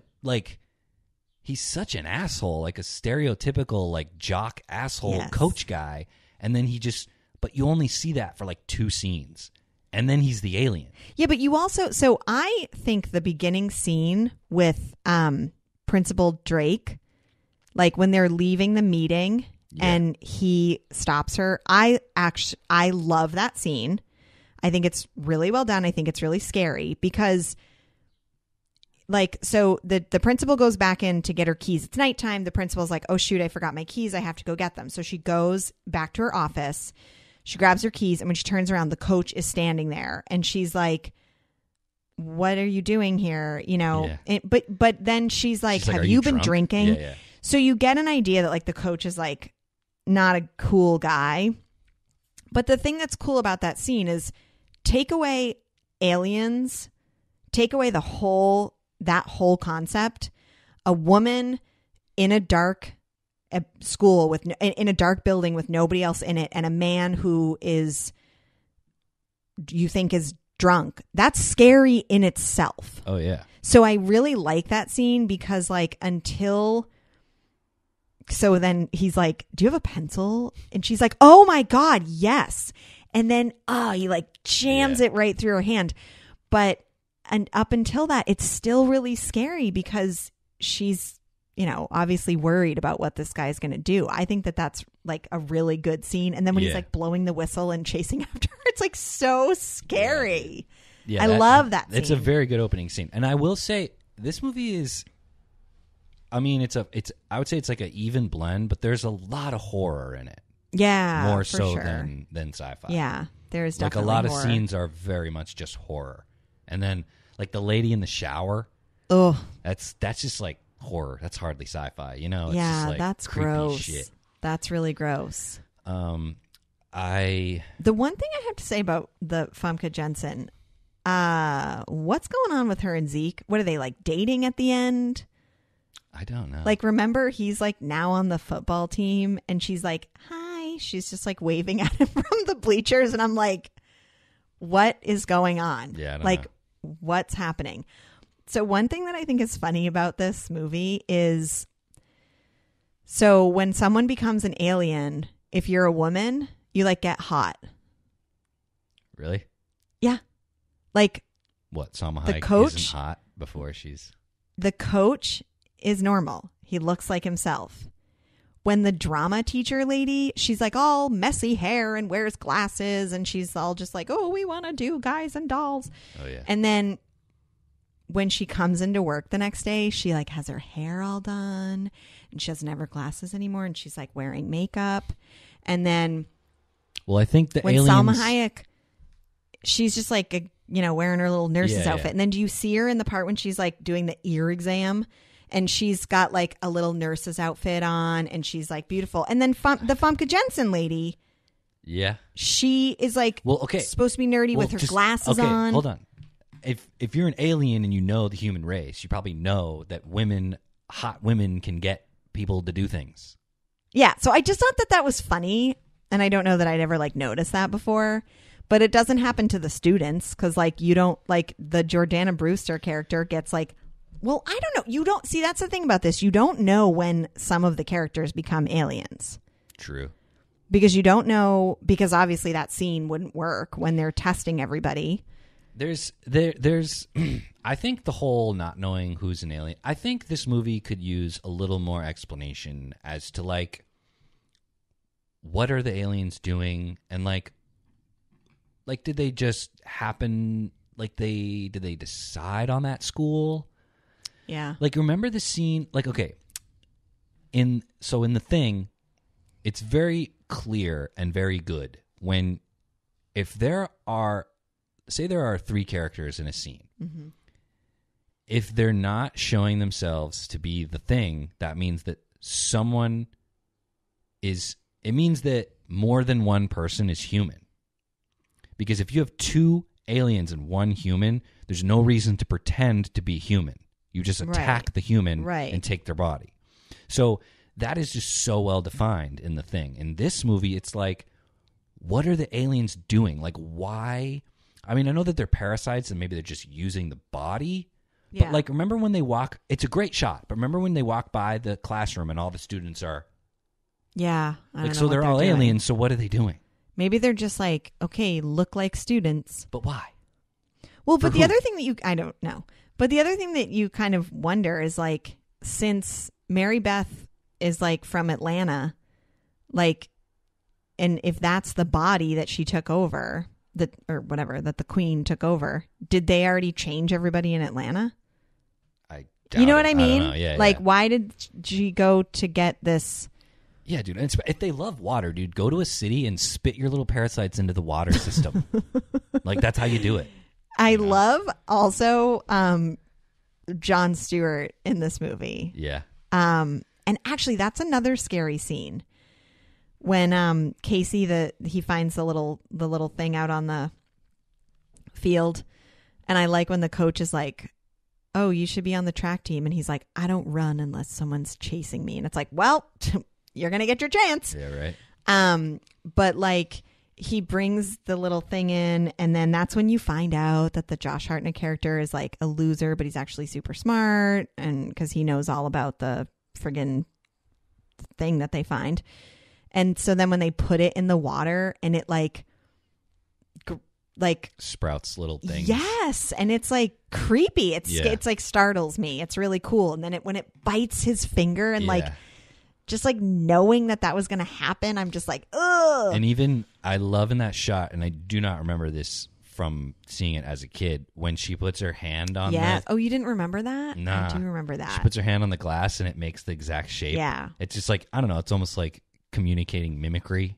Like, this Yeah. thing wants to be human. Right. I think that's like exactly But what I mean, it's doing. the movie certainly works without those explanations, but I find myself just being like, what's the plan here? I think they're just taking over. And like, why do they love water? I mean, like, why don't you just go live in the ocean? If you love water so much, take over the ocean. No human's going to Yeah. stop you from doing that. We can't penetrate the ocean. Like you could We're own ruining our oceans anyway.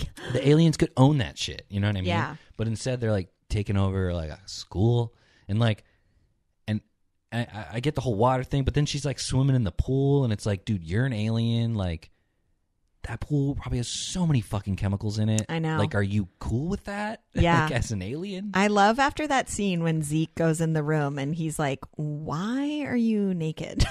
Oh yeah, yeah. But then that scene's cool too because like, you know, Stokely's like, "I'm real and she's the alien," and she's like, "No, I'm real and she's the alien." But then you find out that they're both aliens, like because we knew obviously that the Mary Beth girl was an alien, but I think that's the scene when you find out that Stokely is also Stokely the goth girl? Yeah. She's an alien? Yeah. I think she becomes an alien right there. Right then is when she becomes an alien? I would assume on the bleachers, I don't right? know. No, because she attacks her. Yeah, but you don't know that yet. She like grabs her. Do you remember that part when she grabs her and slams her down on the And the blood? Yeah, yes, but before I remember that. Before that, they're talking, and the blonde girl attacks her, and that's when you as the audience know that the blonde girl is an alien. Yeah, but I don't think I knew that Stokely was an alien. But I'm saying at that moment, that's the moment where she turns her. When she reveals. Well, I didn't pick because up on that. this is my exact point, dude, with the thing. Why would, if they're both aliens, why would she attack her? When? Dude. At the pool? Yes. That's when. I don't know. It's to trick you. Because she's chasing them. But what I'm saying is, when the two of them are talking and you as the audience don't know that the blonde girl is the alien. Right. At that moment, Stokely is not an alien. Right. So she attacks her, turns her into an alien. That's when she becomes an alien. Okay. I guess I didn't pick up on that. Why would she attack her if she was an alien? If they're both no, aliens. I didn't pick up on that she made her an alien just then. I assumed that she made her an alien when we didn't see it. It happened off camera. Yeah, yeah. So but, it's like just cool when you're like, oh, I don't know who, like Zeke's like, I don't know who to believe. And then like you find out that they're both aliens, so it doesn't really matter. And then that was pretty cool when they kill the principal because you're supposed to think that she's the alien. Yeah, they think that she's the queen. And her death is pretty like visually intense. Yeah. You know? And the Jon Stewart death is good too because he like rips the knife off of the paper cutter. Yeah. Oh, yeah. And then, well, and that's when they also find out that the drug that Zeke is selling, I like that it's in pens. That whole thing is weird. I feel like that doesn't age well. Or maybe it's just weird, dude. Yeah, it is weird. Was that going on in your high school? Were people like doing homemade drugs? Like, no, but I think that I think that that's something that's strictly in there to move the story forward because it's just like how the girl in Signs leaves glasses of water everywhere. It's literally exactly that. Yeah. But what I think is weird about that part is, remember when those two like druggy guys come up to him and they're like, "Oh, you got any more of your stuff?" And they're like, "We'll take it all." And then he's like, "You got any more?" And then it shows him like putting them in his pocket. If those two were aliens, why would they want that stuff? You know what I mean? Like, are they aliens? I don't know. But Maybe you'd think that it they would... know that it's their poison and they want to destroy it. How would they know that? I don't know. And wait, so he, the weird thing too, like he's supposed to be like really smart, right? Yeah. But then it's almost played off like he's supposed to be full of shit and like a hack because they go, "Oh, this is your secret ingredient, caffeine pills." So are people just snorting his caffeine pill? Like, is that what he's doing? Just crushing up caffeine? Okay, well, I so think is there's it other really... stuff in it too, but yeah. That it's just weird because the tone in that moment, it's like kind of saying that he's a hack, but I think that he's not supposed to be. No, but I think he's supposed to be smart, but he's also like probably a good businessman. True. And so it's like, and he's got a good tagline, guaranteed to jack you up. Yeah. And then I love when Elijah Wood's character says it at the end to the alien. Oh yeah. He's like, guaranteed to jack you up, and it's like, I just love it. Yeah. It's just really funny. It's nerdy. There's other things that are like so funny in this movie. Like the way that Josh Hartnett like drives his car into the school in the beginning is like, it's like someone is going to die with someone driving around Yeah. like that. Yeah. And then like that, I do like how they like go around and show all the characters and like put their names on the screen. And the Elijah Wood character, they like slam his crotch into a flagpole. Yeah. I'm like, that would like seriously do some damage. Yeah. Like, Dude, I'm just like, oh my God. one of my biggest like pet peeves in movies is high school bullies. Yeah. They're just so exaggerated. Oh my gosh. And I it's know. just like I feel like I'm watching something that is not even remotely realistic. I mean, I don't know. I mean, I wasn't bullied, but I don't know. Bullies in movies just feel really exaggerated to me. Another scene in this movie that I loved, and right before it's so stupid, but right before it happened, I was like, I remember this, and I feel like we used to love it, is when, when the coach and the drama teacher, like right before they kill Salma Hayek and the two kids are hiding in the closet, and the lady like fills up her water cup and then just like splashes it on her face. Yeah. And I remember like being younger and watching this and like watching that part over again because it Funny. cracked us Yeah. up. And I'm like, you guys need to get bigger cups. Like, in that whole scene when they're just like, you know, it's like all the teachers are in the lounge and they're just like piling up all the water things and they're just like handing out water to each other. They're just like getting ready. Like, I just think it's so funny. And like, I don't know. I just love so many moments in this movie. I think to the movie's credit, it doesn't take itself seriously, but it is good. Right. You know what I mean? Like Yeah. that kind of stuff's kind of goofy. Like when like you said, like when he's blowing the whistle, like he's a coach. Oh my God, that part's he's freaking like scary, chasing her and though. blowing the whistle. It's That's like, horrible, though. I know, but Can you imagine but like if being you didn't, in that? but if you didn't know he was an alien, you'd be like, this guy's fucking crazy, dude. Yeah. Chasing me, blowing his coach I whistle. know, but it's like, it's actually like horrifying. Well, of course it's horrifying. And like the part when they when they find the alien with the Jon Stewart teacher and like all the crazy stuff is happening, at one point he's like, it's okay, it's all right. It's like, no, it's not. Like, why do you feel like this is not a big deal? And like, maybe if you're a scientist or like a science teacher, like you would just get caught up in the fact that like, oh my gosh, this is a new science discovery. If it were me, I'd be like, this is scary. Like, it's going to kill us. Also, dude, like, why was that just chilling in the field? Like, Well, where did it because come from? remember at the end, I hate this part too. At the end when the thing chases Elijah Wood through the stairs, through the bleachers, and it like gets stuck, Yeah. and then I don't remember exactly Oh, the it order shoots him of at things. his face? Is that what you're talking about? Yes, I hate that part, and they're all like trying to get in his Yeah, face, yeah. and he's just like, ah. So maybe that's what she did to the coach, and True. one of them like fell on Yeah, the yeah. floor. I will say I don't. The movie's just cool and it's fun and Yeah. it's good, and the sci-fi doesn't have to be like 100%. Yeah. In my opinion, I don't think that's a very visually appealing alien. I think when it first reveals itself and it kind of still looks feminine. I don't know if you'll remember this, but it's when she's on the bleachers, it kind of still has like that hourglass shape. Yes, yeah. And her big arms are Yeah. up. That shot is really cool. But then just like the visual design of it, I don't love. I like, especially like I was looking up like how they made the movie, and like I saw like a full model of it, and like Yeah. the way it stands, like the way it like, I just don't really understand Well, what I'm looking at when I look at it. You know what's weird too, and maybe I'm just like not remembering this right, but you know the part at the end when they're in the locker room and she's walking around? Yeah. Isn't there still like a shadow Yeah. of like tentacles? Yeah. And I'm like, but she's a inner woman form again. So Yeah, but where are those coming from? Yeah, but that shot's fire.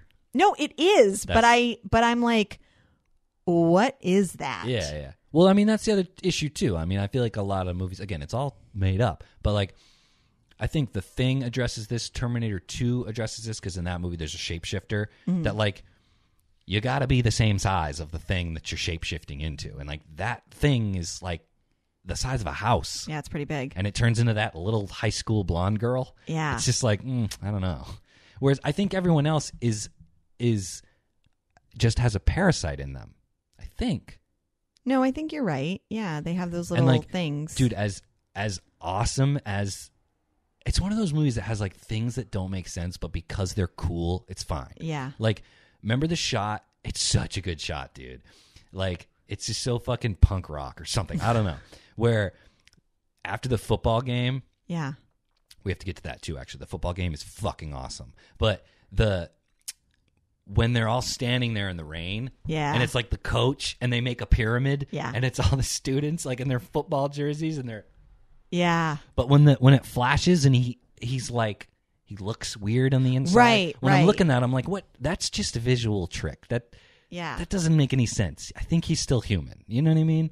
Right. Not that he's still human, but like the alien doesn't look like what you just flashed. So why would his I don't know. You know what I mean? But I love that shot. And like I don't know, dude. Like them running around, like he's the coach. So he's like leading all these mindless zombie like football players. So cool. But dude, okay, the football game. Yeah. Okay, like I just said, the sci-fi, it's just a cool, awesome movie. The sci-fi maybe doesn't have to be on point, but I think the sci-fi in the football game is so cool and so well done, dude. It's like, how are we going to spread this to another school? And it's like every time they tackle him, they would have that little shot up close to the ear, and they would like spit one into his ear or something. I think so. Like that whole scene with the music and like, dude, that performance that that the guy from Terminator puts on, where he's just being like that asshole coach. Yeah. But you also know that he's just like a fucking crazy alien, dude. I know. Like he's just so creepy. He was in a that really scene. smart one to infect first because, like, remember in the very beginning when they have the practice and clearly it doesn't go well and he's like and like like throwing the bench over. Like the lady was smart to pick him because everyone's just like, you're kind of crazy anyway. So and I think a football coach too in any high school. Like I didn't play football, so like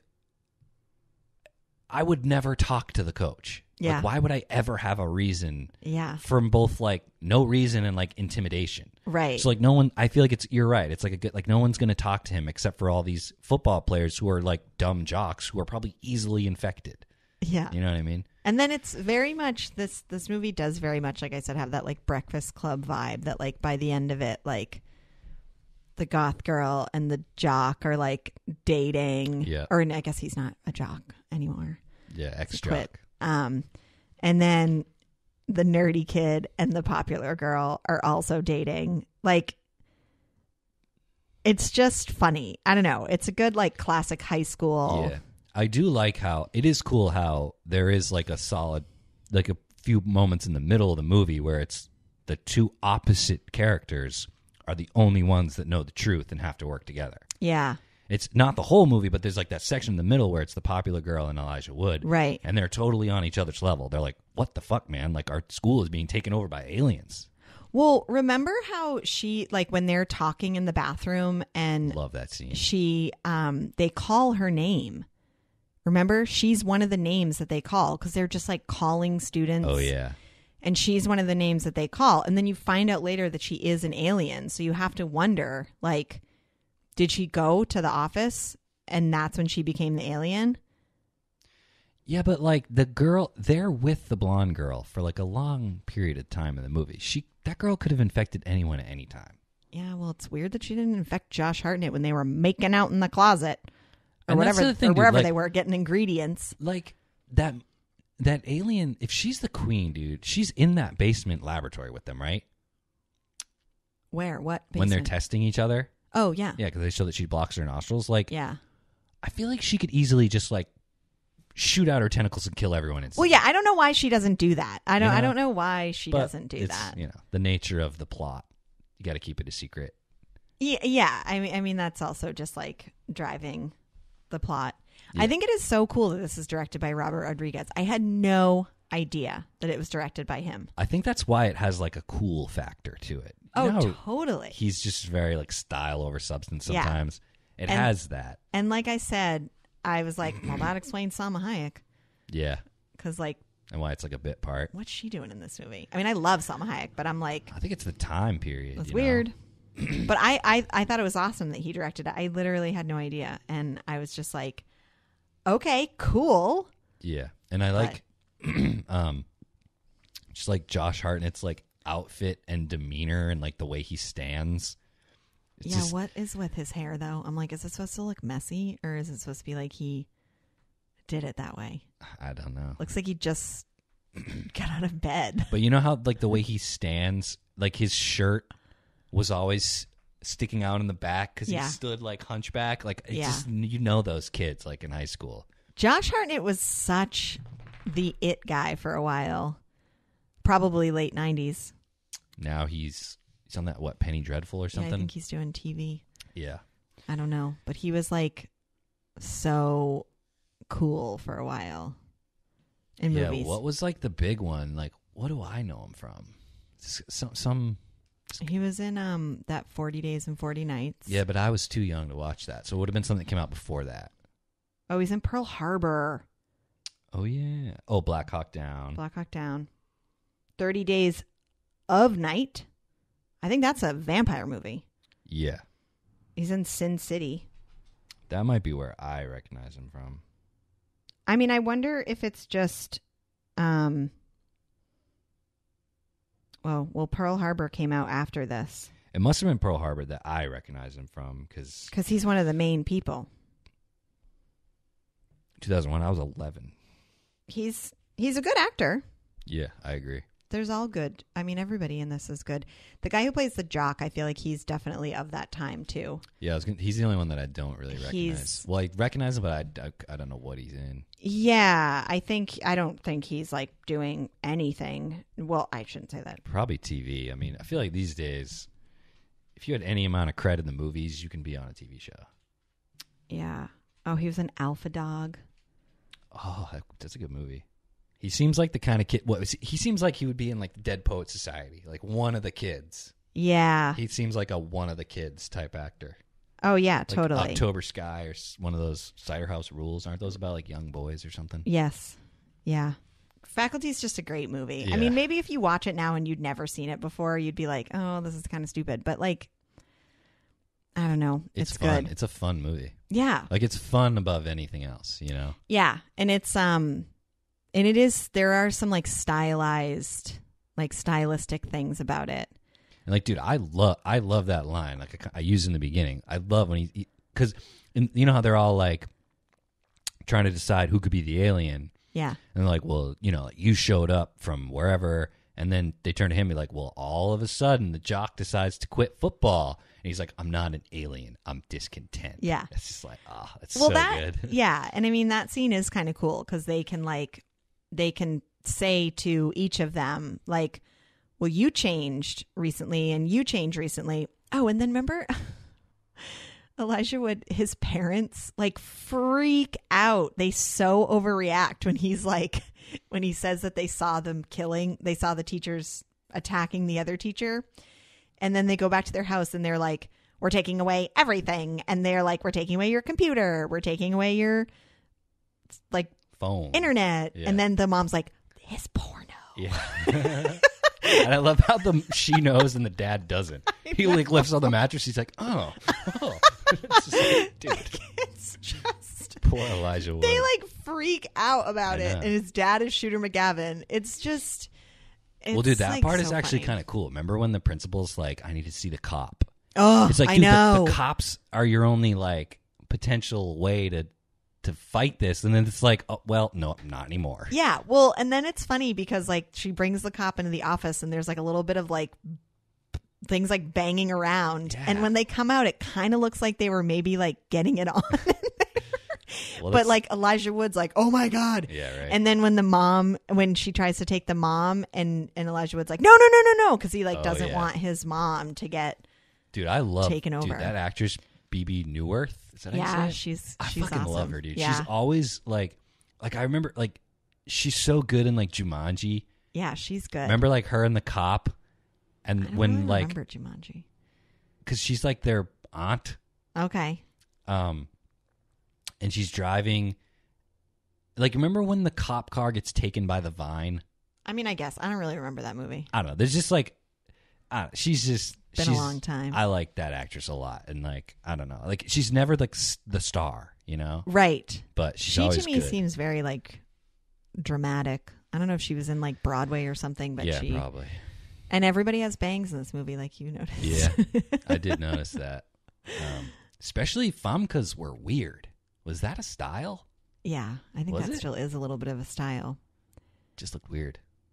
Whereas like, She just looked weird anyway because Yeah. she's like, it's like in so many movies when they take like an attractive person and they try to make them look nerdy and they do it Yeah. like the same way. They do it with glasses and they just the like body language. the body language, like, and just the fact that she was like so timid. And then like, I love her when she's, when Alien. yeah, She's wearing like that whole scene. fire engine red with her Right. hair down. Right. It's just totally putting him in his place.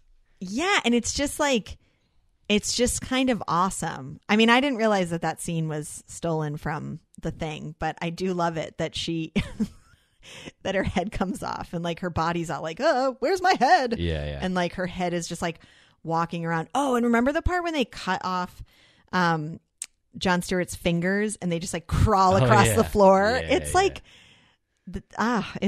it's just a good, fun movie. Definitely watch it. Like 100%. it's I agree. awesome. I do feel like a lot of people have seen this movie. When I brought it up Oh, at yeah. work, everybody was like, oh yeah. Well, yeah, because I've like this is my first time watching it all the way through. When I was a kid watching TV before streaming existed, this movie was on TV all the time, Yeah. like all the time. I never watched it in order, but I've pretty much seen every scene in that movie, Right. just at various times when I was younger on like TNT or whatever. Yeah. But anyway, highly recommend The Faculty. Yep. Medium recommendation for Operation Avalanche. Like You it's just know what you're, yeah. just know more what to expect than It's we definitely did. like, you know, it's quirky, it's weird, it's cool, it's different. So it's worth the fact that it's different and pretty original means worth checking out. Yeah. And then A Fall of Moondust, of course, not one of my favorite Clarke novels, but certainly a great novel. Yeah, and like we said, it's very accessible. I think if you've never read any Clarke, like this is not a bad place to start. It's pretty straightforward, so you're not like, I'm not saying this is a bad thing, but you're not like struggling to understand things. Like I think that that's a good thing, but this Yeah. novel is just easier to read. It's not like a total page turner, but you still like want to know what's going to happen. Even though I didn't think anyone was going to die, I still was like, oh, what are they going to do? How are they going Right. to get out of this? And I guess what's kind of cool too is that because he was wrong about the dust, it's still very much science fiction because what he's describing is something that doesn't exist, Right. but could maybe exist on some other planet. So it's still Yes. fantastical very much. Yeah. So that could be cool.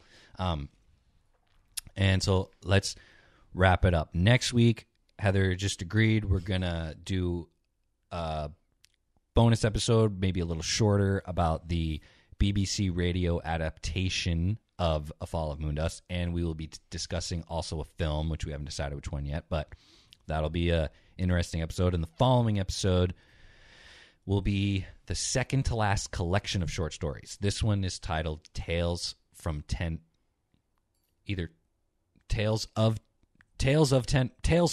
Worlds. Tales from 10 Worlds. I'm going to check that. We should let someone pick. We should let people pick the movie that we watch. Tales of 10 Worlds. I don't know if I have a big enough audience for that. I know. That's the problem. That's what I was thinking. Nobody cares. But maybe someday. Yeah, maybe someday someone can do that for us. Yeah. Because it's hard to decide what to watch. Yeah. I mean, well, you know, We'll figure it out. Yeah. Oh, what? Well, I have an idea. I had suggested it to Amy, but then I suggested something else to Amy. So maybe we could do it, and I think you'd be down. But we could talk about it after. So That's behind the scenes stuff. yeah, that's behind the scenes. So that's it. Please tune in next time for the BBC radio adaptation. I didn't know it existed until yesterday. So maybe it's awesome. Maybe it sucks. Who knows? But hopefully we'll see you next time. Check me out on Instagram at the Space Streamers. What else? Go rate this. Yeah. Rate this on iTunes and on Spotify. Thank you so much for listening. We are recording this on Mother's Day. So happy late Mother's Day to anyone who's listening to this who is a mother. Mothers exist in space and on the moon and on Mars in the worlds of Clarke. So happy Mother's Day. Yes. And yeah, that's it. Okay. Bye. Bye. Jack you up.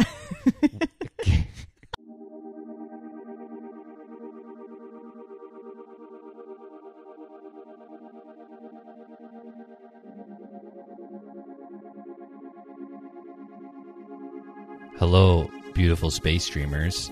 Thank you so much for listening to this episode. I cannot express my gratitude to you, whoever you are that's listening. Thank you. I love you, and I hope that you love Arthur C. Clarke as much as I do, because he's the man. I've been watching a lot of internet videos with him, like interviews with him lately, just being a normal guy, and it's amazing. Like, it almost kind of ruins the illusion, but nah, he's the man. I love him to death. But anyway, obviously, why would I say that? Obviously, I love him. Now, I got to thank some people, as I do at the end of the episodes, because this is not a solo effort. First of all, I need to thank my gracious co-host, Heather, for listening to my mad ravings about jacking you up. Finally, Heather read an Arthur C. Clarke novel, so this is pretty exciting. And I think that she liked it. Pretty soon, I'm hoping that we can get Heather to read another ACC novel that you may have heard of, though I'm not sure if you have, because it's kind of obscure. It's called 2001: A Space Odyssey. But anyway, that's for later. Also, I need to thank Kevin Lesage for making all the music that you hear in this podcast. It's probably the best part of this podcast. When you get sick of hearing me, just listen to the music. It's better. What else? Who else? I have to give a huge shout out to, actually this time I got to give a shout out to my sister Amy for doing the ads, because for the first time I couldn't have Heather do the ads because she was the guest. So Amy filled in and she did a good job. So thank you, Amy, for doing the ads. Who else? I give a big shout out to Quinlan Akins for doing the voiceovers. He's got that buttery smooth voice. It's so good. I love it. Mixed with Kevin's music. Ooh, I love it. Anyway, please leave a 5-star review. I have a few 5-star reviews, but not that many. Certainly not as many as I have downloads per episode. Speaking of downloads per episode, I've been doing this podcast now since February. So February, March, April, May, June. We're looking at almost 4 months of doing this podcast. So what I want to say is, I've mentioned before that I'm on Instagram. So go to Instagram and look up The Space Streamers, THESPACEDREAMERS. And basically, the point I'm trying to get to here is, I look at the downloads, and although this show is certainly not immensely popular at the moment, I have more downloads per episode than people that I know personally who listen to the show. So what I'm asking you to do is, if you listen to this show and you don't know me, and you didn't find this show because of like who's involved, if you found it because you like sci-fi or you like books or you like Arthur C. Clarke, if you found this podcast somehow, please just like DM me on Instagram or just do like, I'm curious. I just want to know. I just want to know who listens. And I will also say thank you. But the point is, I'm just curious. I want to get some numbers. So anyway, thank you so much for listening. As I've said, please stay tuned for next episode. This is ACC 08, 8th novel by Clarke, A Fall of Moondust, 1961. The next novel we're covering should be next week. It's called Dolphin Island. It's certainly an interesting one. If you're familiar with Clarke's bibliography, you will certainly agree that it's a weird one. But I got my mother, who I refer to as the mother of all sci-fi lovers, to be the guest. God love her for reading that book. Good Lord. it's rough. It's tough to get through. It's a good thing it's only 140 pages. So tune into that one. That'll be interesting because you'll hear, like, I don't know, the person who raised all the hosts of this podcast. It's kind of cool. But that's pretty much it. Once again, thank you. Immense thanks go to you. Well, actually, I'll say mil gracias, because in Spanish, mil gracias means 1,000 thanks. In English, it might be weird if you were like, 1,000 thanks, man. But in Spanish, you mil gracias. So mil gracias to everyone listening. Thank you so much. Please join me next time talking about Dolphin Island. And then ACC 10. Whoo! No, that's Glide Path. Wait a minute. What a fool. Okay, so you got to hit Dolphin Islands next week. Following week's going to be Glide Path, which is also a very interesting book with some very interesting moments. And then 2001. So please, please, please stick around. 2 weeks, we're doing 2001. Because I know that at the bottom of your heart, you really want to hear 2 more people talk about how amazing that book and that movie are. So please join us. Thank you, and I love you. Bye-bye.